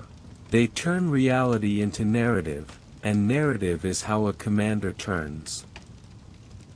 distant events into political capital at home. The Gallic world is complex, full of tribes and alliances and rivalries, full of leaders who bargain and betray and resist, and Caesar's success is not only raw violence but understanding how to isolate enemies, how to punish some and reward others, how to break coalitions, how to present his campaigns as defensive even when they expand Roman control, because expansion is easier when you can describe it as necessity rather than appetite. You can imagine Caesar's soldiers as tired men who become skilled through repetition, men who build roads and bridges and camps with the same disciplined routine that makes Rome strong, and as they serve year after year their identity becomes less tied to farms they may never see again and more tied to the legion itself, to the eagle standard, to their commander's promises. And this is one of the quiet transformations that makes later events feel almost inevitable, because once soldiers become a community anchored in the army becomes a political actor whether the Constitution likes it or not. The famous crossing of the Rhine, the building of bridges, the expeditions to Britain, these moments can be told with excitement, but in the sleepy telling they become proofs of method, proofs that Roman organization can briefly override geography, and geography is one of the last forms of resistance the natural world can offer to a human empire, so every time Caesar demonstrates control over distance, he is also demonstrating that Rome's system has reached a new level of confidence. Back in Rome, Caesar's allies push laws, Caesar's enemies look for ways to limit him, and the city's politics becomes a long negotiation about what happens when a man returns from war with too much success, because success in a republic is a delicate thing, it is admired and feared at the same time, admired because it brings pride and wealth, feared because it brings loyalty that can rival the loyalty owed to institutions. Pompey, once aligned with Caesar, begins to drift toward a different posture as circumstances change, because alliances that are built on convenience tend to shift when convenience shifts, and the death of Crassus, especially after his Eastern disaster, removes a balancing weight, and when a balancing weight disappears the system tilts, sometimes slowly, sometimes suddenly, and Rome begins to move into a two-pole tension where Pompey and Caesar stand like magnets pulling the political world into opposing directions. The Senate, feeling threatened by Caesar's popularity and his army, looks to Pompey as a protector, because the Senate often chooses a strong man to fight another strong man, believing it can later put the strong man back into the box of law, and this belief repeats through history like a quiet tragic habit, because once you empower a protector you cannot always control when he stops protecting and starts ruling. Caesar's command nears its end, and the question becomes procedural on the surface, whether he must return as a private citizen to stand for office, whether he must disband his army first, whether he can keep legal immunity through candidacy, and these questions sound boring, yet behind them is everything, because a man who returns without protections can be prosecuted, humiliated, destroyed, and a man who has climbed far rarely chooses to step into a trap politely. So negotiations happen, messages are sent, compromise is proposed, and each side assumes the other is bluffing, because in politics people often treat fear as theater until it becomes reality, and the reality here is that Caesar cannot safely return if his enemies are determined, and his enemies cannot safely allow him to keep power if they believe he will later dominate them. So both sides become locked into a position where backing down feels like death even if war feels like madness.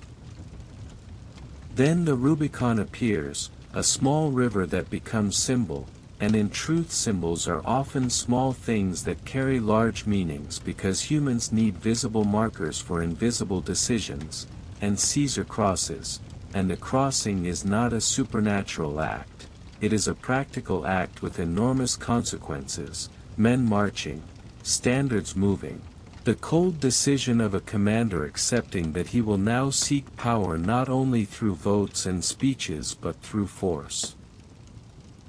Rome reacts with fear and speed. Pompey and many senators leave the city, not because they are cowards but because strategy and panic often look similar in crisis, and the Republic enters civil war the way a house enters storm, with shutters closing, doors locking, people choosing sides quickly, because neutrality becomes difficult when power demands clarity.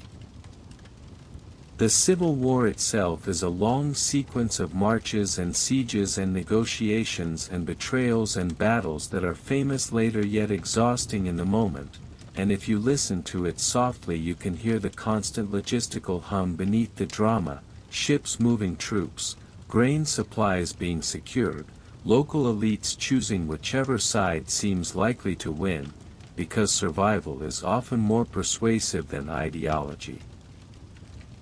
Caesar wins in stages, and each victory is presented as restoration, as necessity, as the path to peace, and people accept these explanations because people are tired, and tired societies often accept strong authority if it promises stability, because stability feels like sleep after a long night of fear.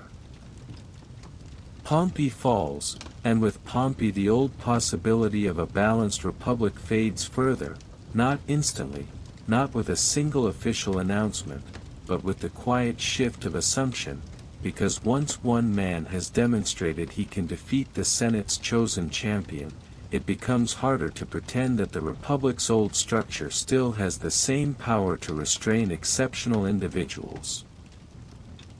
Caesar returns to Rome as the central figure, holds offices, reforms calendars, settles veterans, reorganizes debts, reshapes administration, and much of this is practical, even beneficial in some ways, yet it is also transformative because it concentrates decision-making, and concentration is what a republic fears in theory even when it desires it in practice. And then, because human fear never fully rests, because elites are rarely comfortable under one man's shadow, because honor in Rome is sharp and easily wounded, a conspiracy forms, and Caesar is killed, and the city is thrown back into uncertainty, and the republic tries again to breathe as itself, but the air is not the same, because now everyone has learned again that violence can replace procedure, that assassination can be argued as a civic duty, and that the state can be seized not only by marching but by stabbing. From the blood of that moment rises another cycle of civil conflict, and in the next cycle you will find names that become imperial, names like Octavian and Antony, and you will see the Republic's last attempts to preserve its identity inside a world that has grown too large, too rich, too militarized to be governed by the old balance, and we will drift into that next stage gently, because even collapse, when lived day by day, feels less like fireworks and more like paperwork, speeches, marching, waiting, and the long human desire to feel safe under a system that promises permanence. Let the moment after Caesar's death feel quiet in your mind, not quiet because it is peaceful, but quiet because a city can go silent when it realizes that the old rules have been torn and nobody knows which thread will hold the fabric together, because the Republic has just seen that a single knife can do what speeches and votes could not do, and once a society learns that lesson it cannot fully forget it. The conspirators, who imagine themselves as restorers of liberty, discover that restoring something is harder than breaking something, because the Republic was already strained, already distorted by war and inequality and personal armies, and when they remove Caesar they do not remove the conditions that produced Caesar, so the vacuum does not become freedom, it becomes tension, and tension attracts power the way emptiness attracts air.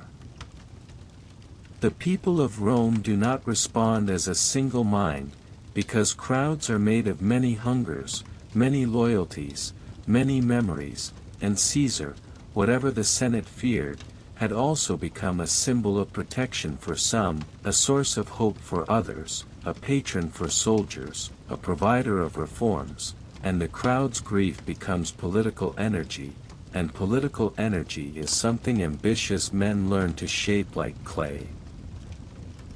Mark Antony steps forward in this unstable space not as a calm statesman but as a man who understands that emotion is leverage, and his funeral speech, whether you imagine it as Shakespeare or as history, represents a true dynamic of Roman life, the ability of public performance to redirect collective feeling, so grief becomes anger, and anger becomes threat. And threat becomes the kind of pressure that forces the Senate to compromise even when it would prefer to command.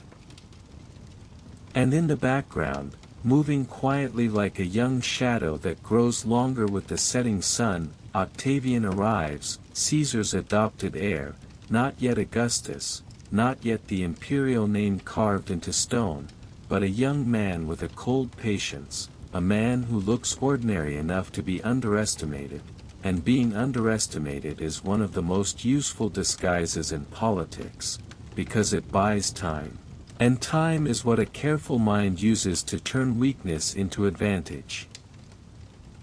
Octavian's first steps are not heroic, they are legal and financial, claims to inheritance, claims to legitimacy, claims to the loyalty of veterans who remember Caesar not as a constitutional problem but as the commander who fed them and promised them land, and promises to soldiers are more solid than philosophy when the stomach is empty. So Octavian begins to gather loyalty by speaking the language that matters most to men who have lived through civil war, the language of reward and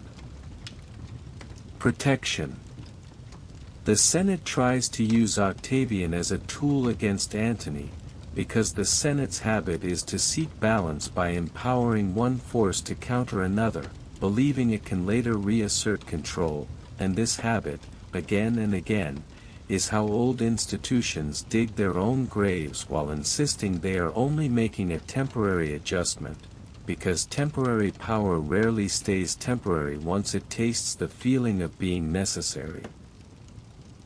Soon Rome becomes full of competing legitimacies, Antony holding a kind of immediate authority in the city, Octavian holding a growing legitimacy among Caesar's veterans, and in between them the Senate trying to speak the old language of legality while the world around it increasingly speaks the newer language of force, and when languages compete, the language that feeds and protects usually wins. Civil conflict returns not as a surprising thunderclap but as a familiar weather pattern, because once a state has learned to solve disputes by arms, arms become the default solution when negotiation fails, and negotiation fails easily when pride and fear are both high, so armies march, alliances shift, and Italy again feels the heavy step of soldiers moving across land that is tired of being a battlefield yet has little power to refuse. Then a bargain forms, because power often prefers shared spoils to uncertain war when war risks everything, and the second triumvirate emerges not as a friendly partnership but as a cold arrangement, a legalizing of extraordinary authority, a formal admission that the Republic's ordinary offices cannot manage the crisis, so extraordinary men will rule openly.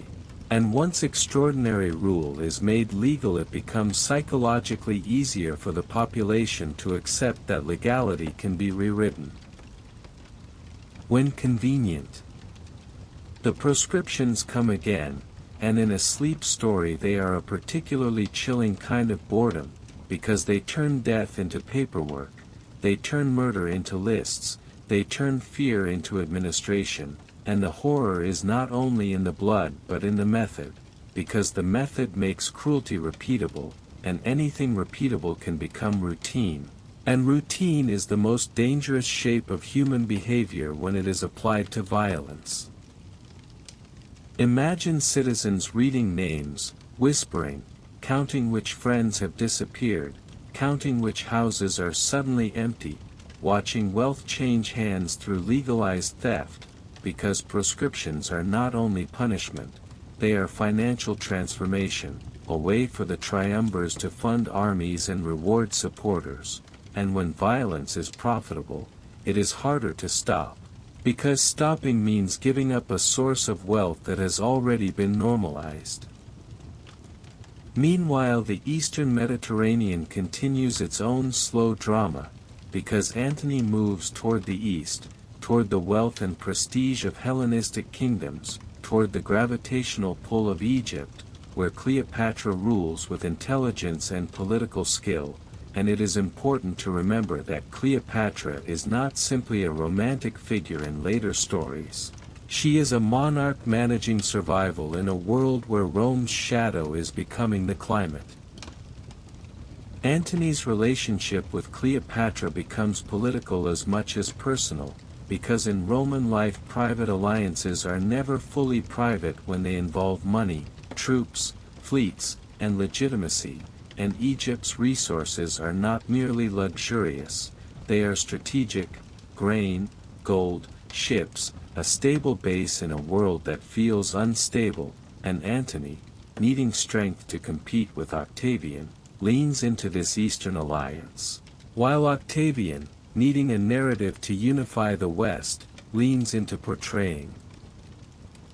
Antony as corrupted by the East, because propaganda is another Roman habit, a way to turn complex reality into a simple moral picture that ordinary people can absorb.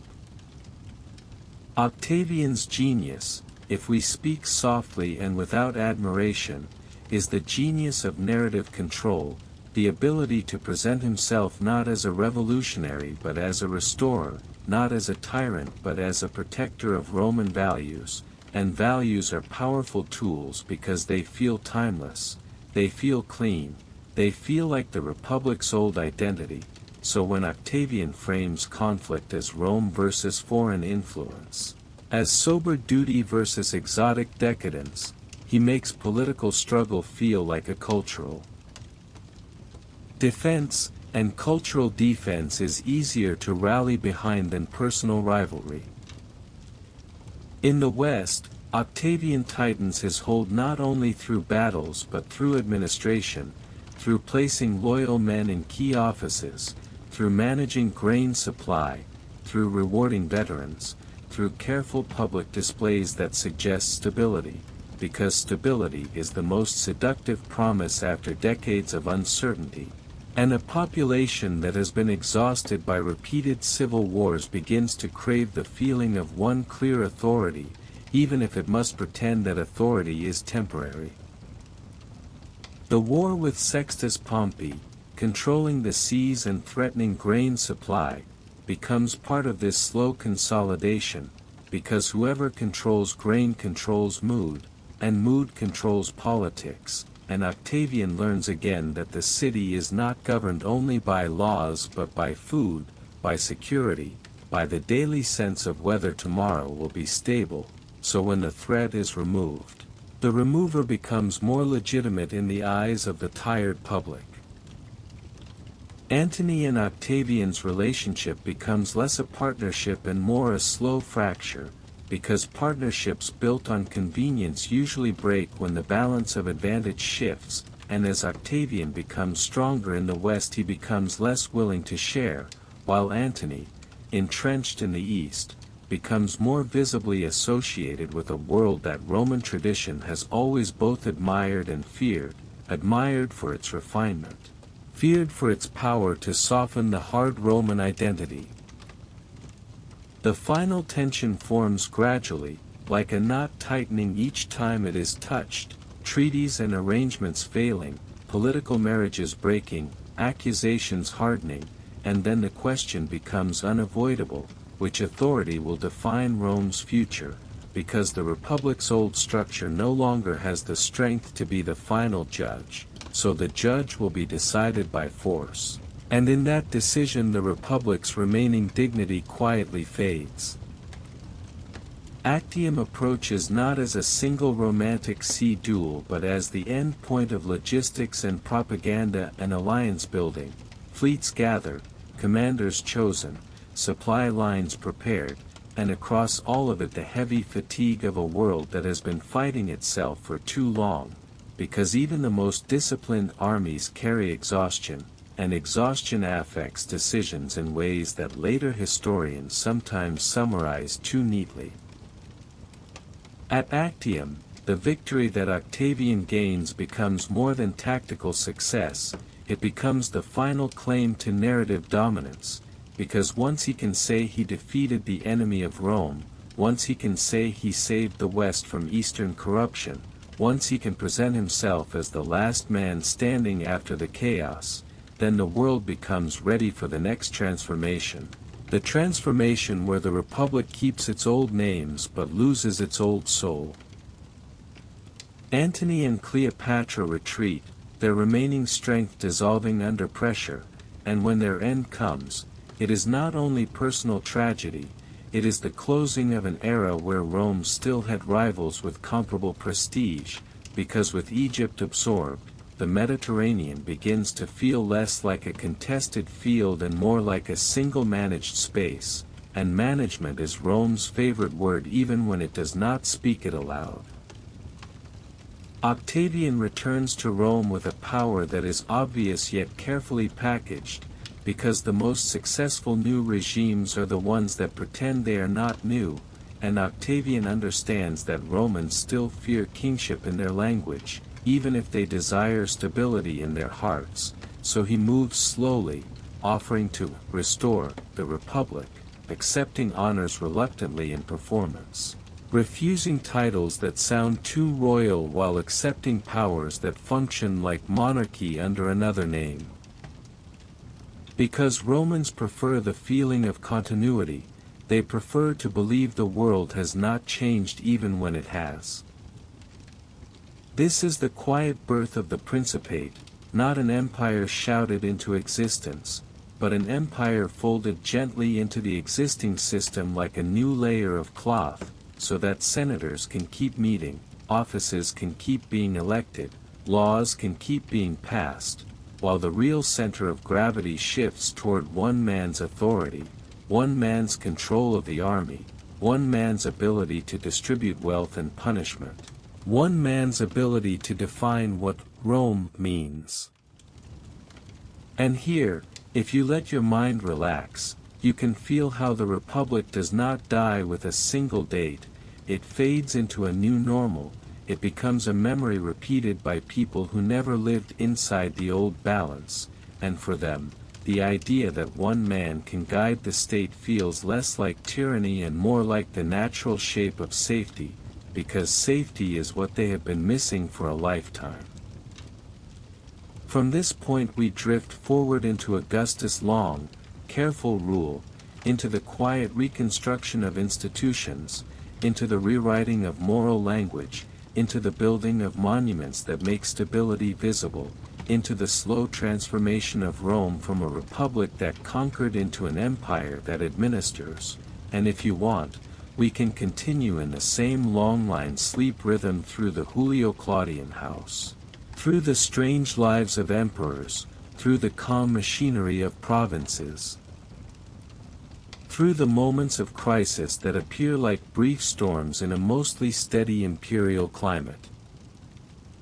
Now let the world exhale a little, because after years of civil war the most powerful sensation is not triumph but relief, and relief is quiet. Relief is the feeling of waking up and realizing the streets are not full of panic today, the feeling that grain arrives, that courts function, that soldiers are not marching through Italy to settle political arguments. And Augustus understands that this quiet relief is the most valuable resource he owns, more valuable than gold, because gold can be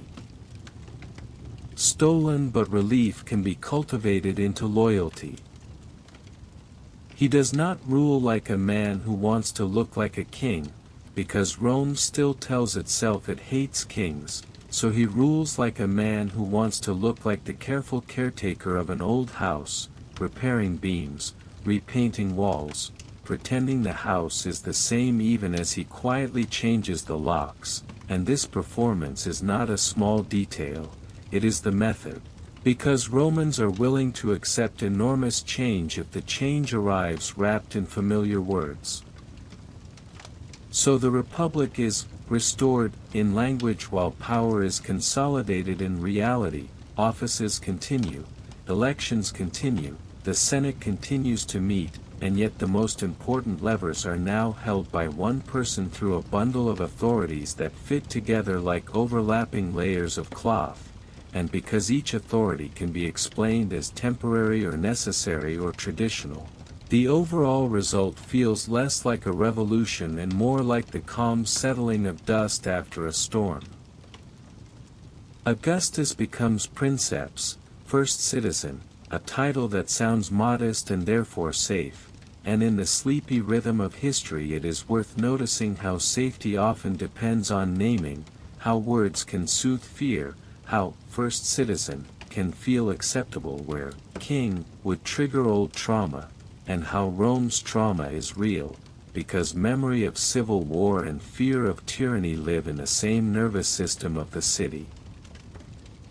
He rebuilds not only structures but habits, because empires are made of habits more than of speeches, so he regularizes the army, turns legions into a standing force with clearer terms of service, pays them more consistently, ties them to the state's treasury and to his authority, and by doing so he reduces the chaos of commanders improvising pay and reward. Yet he also makes the army's loyalty more directly connected to the imperial center, because stability always has a price, and the price is that power becomes harder to share.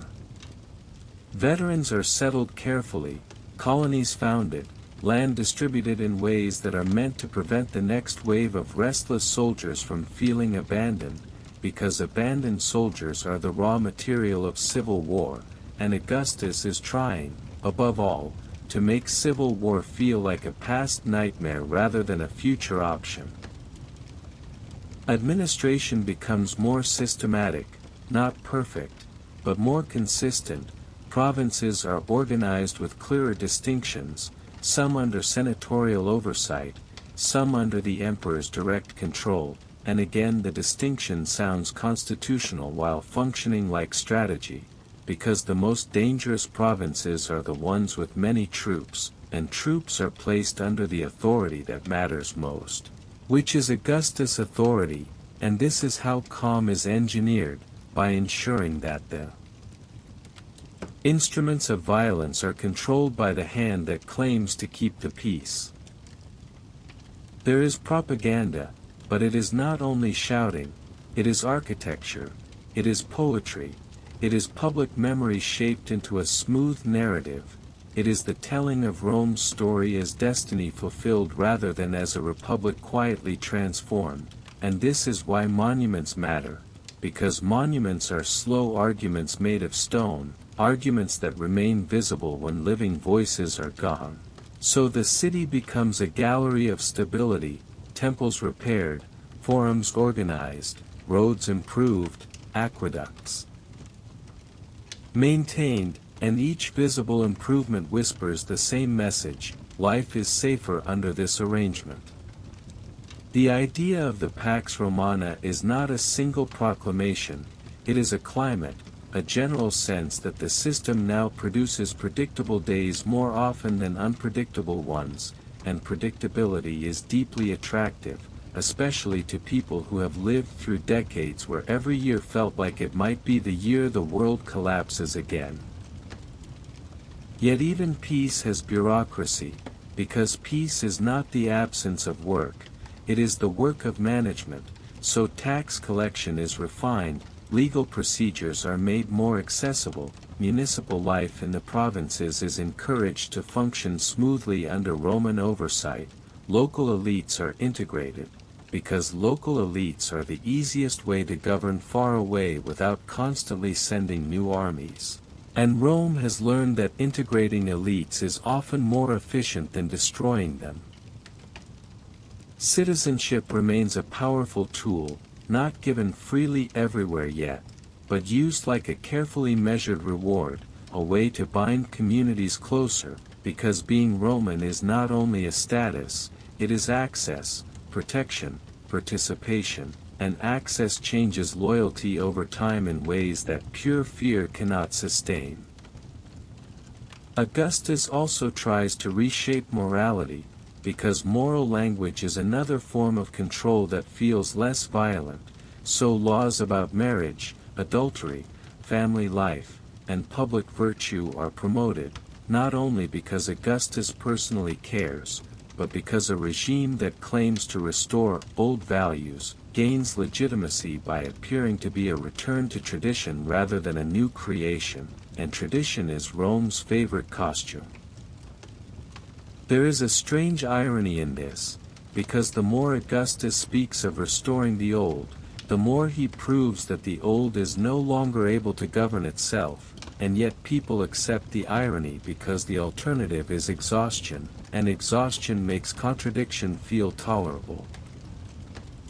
His household becomes political in a way that households always become political when one man holds the center, because succession is the quiet monster living inside every stable regime, the question that waits patiently behind every celebration: what happens when the stabilizer is gone? And Augustus, aware of this, tries to build continuity through family arrangements, through adopted heirs, through public grooming of successors. And each time fate intervenes, a death, an illness, an accident. And the plan must be adjusted again, because even the most organized state cannot organize mortality. You can picture Augustus in the later years as a man surrounded by administration, by letters, by petitions, by appointments, by the slow constant demand of being the hinge of an entire system, and the hinge must never appear weak, because if the hinge looks weak, ambitious men begin to test the door.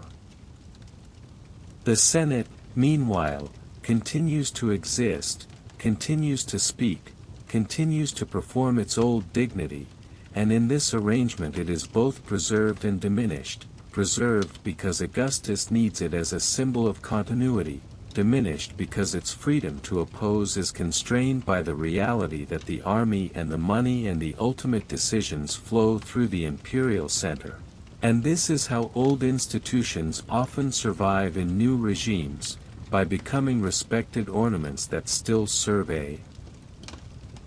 function but no longer hold the same power to shape the world. In the provinces, life can feel stable in a way it rarely did during the Republic's constant wars. Roads are safer, trade flows, piracy is controlled more effectively, disputes are settled through Roman courts or Roman-backed local structures, and for many people the empire feels less like a philosophical idea and more like a practical network of predictable rules. And predictability is the common human desire that sits beneath many political loyalties. Yet beneath the calm, the system is still human, and humans carry fear and ambition inside them even when the streets are quiet, so conspiracies exist, whispers exist, factions exist, and Augustus balances mercy with warning, reward with punishment, because stability is partly kindness and partly the careful management of fear. By the end, the greatest success of Augustus is not simply that he ruled, but that people began to imagine that the new arrangement was the natural arrangement, that the empire was not an emergency solution but the normal shape of Roman life, and when a political form becomes normal, it becomes difficult to challenge without feeling like you are challenging reality itself. And this is where the story slides gently toward Tiberius, because the first transition is always the real test, not the founding, but the handover, the moment when a system must prove it can continue without the founder's personal authority smoothing the edges, and Tiberius is not a fresh charismatic savior. He is something else, a colder continuation, a man shaped by military discipline and private caution, a man who inherits a machine that looks stable from the outside yet carries tension inside its parts. So as you rest, imagine Augustus fading not with a dramatic collapse but with a slow finality, a life that has turned Rome's chaos into routine, and imagine the city continuing to function after his death, because that is the definition of institutional success, the ability to keep going, and yet imagine also the subtle shift in atmosphere when a new ruler takes the center, because every new center changes the gravitational pull of everything around it, and we will drift into that next atmosphere slowly, without hurry, into the early imperial household, into suspicion and distance, into the quieter darker edges of power that appear once the first calm architect is gone. Let the transition into Tiberius feel like stepping from a warm room into a cooler corridor, because Augustus leaves behind a machine that still runs, yet the warmth of his careful performance is not guaranteed to survive in the hands of a man whose temperament is quieter, heavier, and more withdrawn. And in that subtle change of temperament the entire empire begins to sound different, not louder, but more distant, more restrained, as if the center of power has moved a few steps away from the crowd and is now watching from behind a curtain. Tiberius does not arrive as a fresh beginning, he arrives as continuation, and continuation often feels like fatigue, because the first emperor created a sense of relief and new normal, and the second emperor inherits expectations that are impossible to meet with the same ease, because people confuse the calm of a founder with the nature of the system itself. And then they are surprised when calm depends on a particular kind of personality, a particular patience, a particular willingness to perform closeness even when authority is absolute. In Rome the Senate keeps speaking, and the speeches keep sounding familiar, yet a small tension begins to grow in the pauses between words, because under Augustus the senators learned how to flatter and how to cooperate, and now they must learn how to read a ruler who is not eager to be loved in public, a ruler who is capable, experienced, often efficient, yet increasingly suspicious of the theater that surrounds him. And when the ruler becomes suspicious of the theater, the performers become anxious, because anxious performers exaggerate, and exaggeration produces more suspicion, and so a cycle begins, not a dramatic cycle at first, but a slow psychological tightening. Tiberius is a soldier in spirit, shaped by long service, shaped by campaigns, shaped by the idea that duty is not supposed to feel pleasant, and this is important, because the empire's capital is full of people who want pleasantness, who want spectacle, who want visible generosity, who want the emperor to be close enough to touch in imagination, and Tiberius, by temperament, does not always give them that closeness. So the relationship between ruler and city becomes less like celebration and more like management. Administration continues, roads continue to be maintained, taxes continue to be collected, governors continue to be appointed, petitions continue to arrive like slow waves, and much of this is boring in the healthiest possible way, because boring governance is often stable governance, and yet the boredom carries a shadow, because stability is now held by a man who trusts fewer people, and when trust narrows, power concentrates even more, and concentrated power creates fear, and fear looks for legal language to hide inside. The law of treason, the idea that insulting the majesty of the Roman people or the imperial authority can be prosecuted, begins to grow like a vine around public life, and at first it may appear as isolated cases, one accusation here, one trial there, yet over time it becomes a climate, because once accusations become useful, they attract those who enjoy usefulness. Informers who learn that denunciation can be rewarded, rivals who learn that courts can be weapons, frightened senators who learn that accusing first can feel safer than being accused later. You can imagine the Senate House during this period as a place where voices are careful, where compliments are more elaborate than before, where laughter happens a moment too late, where men glance toward each other to confirm whether a joke is safe, because safety becomes a social skill, and social skills are exhausting when they are built on fear. The Praetorian Guard, originally meant as a protective force near the emperor, becomes increasingly significant because proximity always becomes influence, and influence becomes power when the person at the center is distant, because in the absence of warmth, the nearest instrument begins to feel like the real bridge, and a bridge can decide who crosses and who falls. This is where Sejanus enters the story, not as a sudden monster, but as the kind of official who understands how institutions become personal, how access becomes authority, how the ability to control information becomes the ability to shape reality, because reality, for an emperor, is partly what is placed in front of his eyes. Sejanus becomes the organizer of proximity, the manager of the guard, the curator of whispers, the gatekeeper of petitions and warnings, and over time his importance grows not because he announces it, but because everyone begins to act as if it is true, and in politics belief often creates the thing that is believed.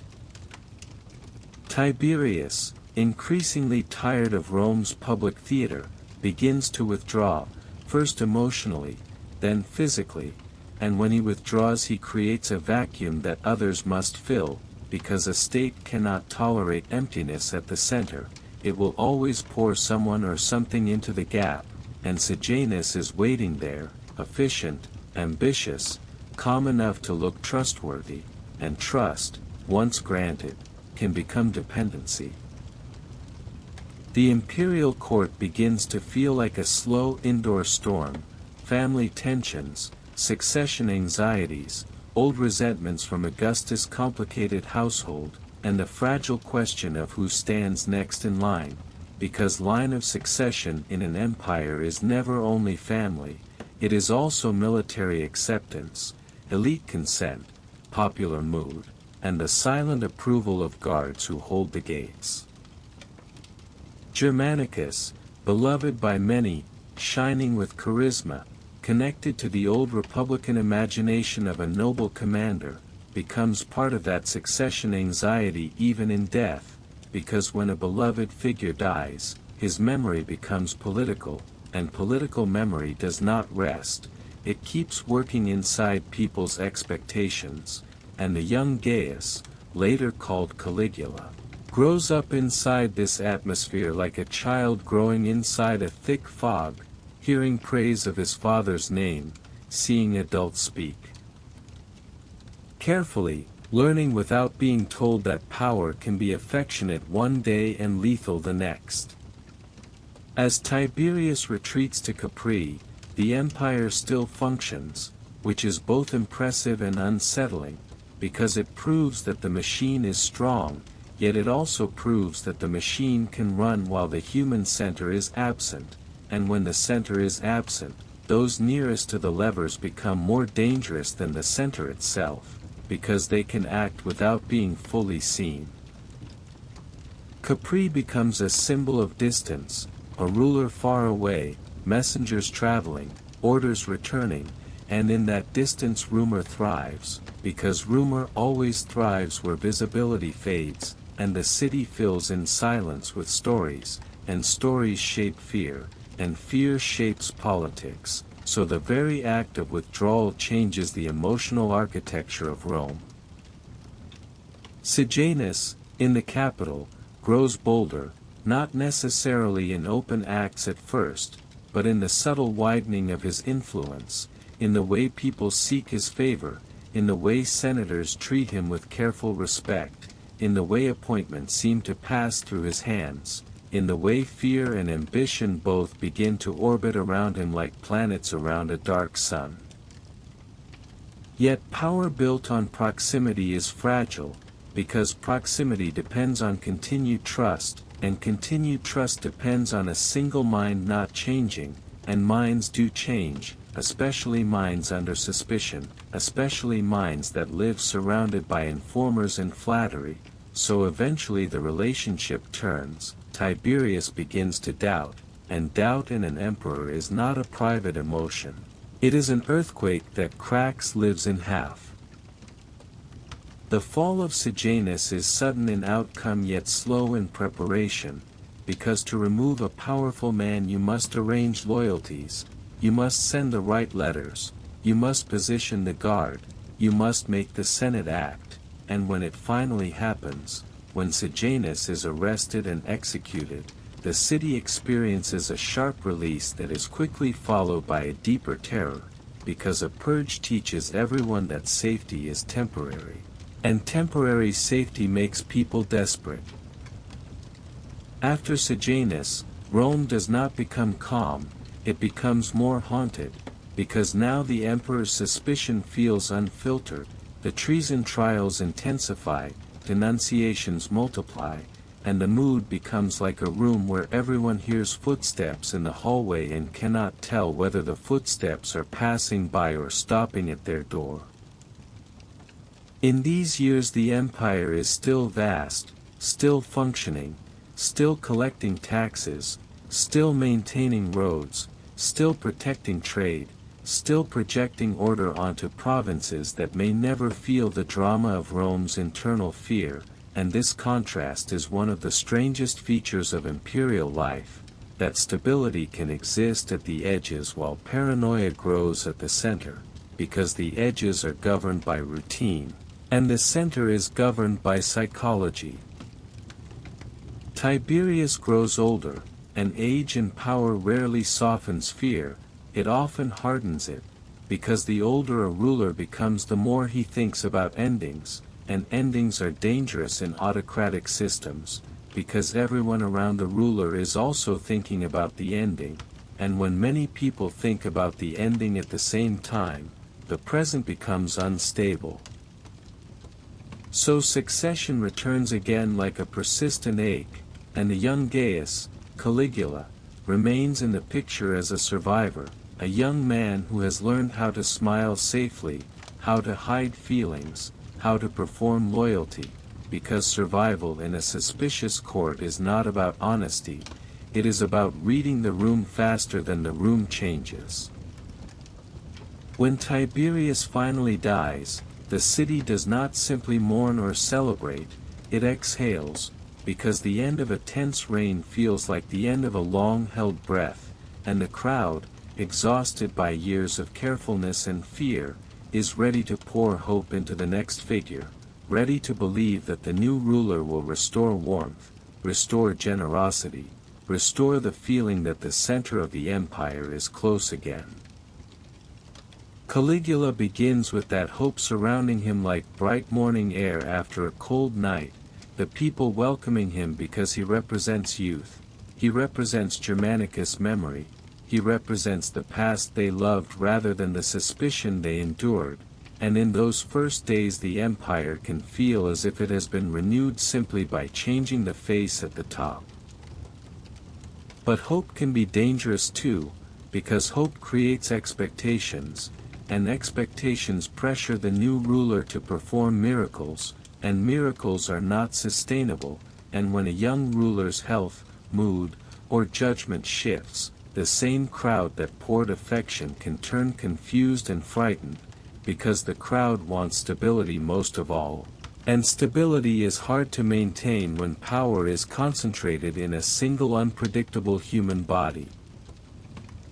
So we drift forward gently into the early days of Caligula's reign, into the brief season of generosity and celebration, then into the slow unsettling transformation where the same closeness that felt comforting becomes oppressive, where the court becomes theater again but now with sharper edges, and where the empire learns another lesson, that peace is not only institutions, peace is also temperament. And temperament is fragile,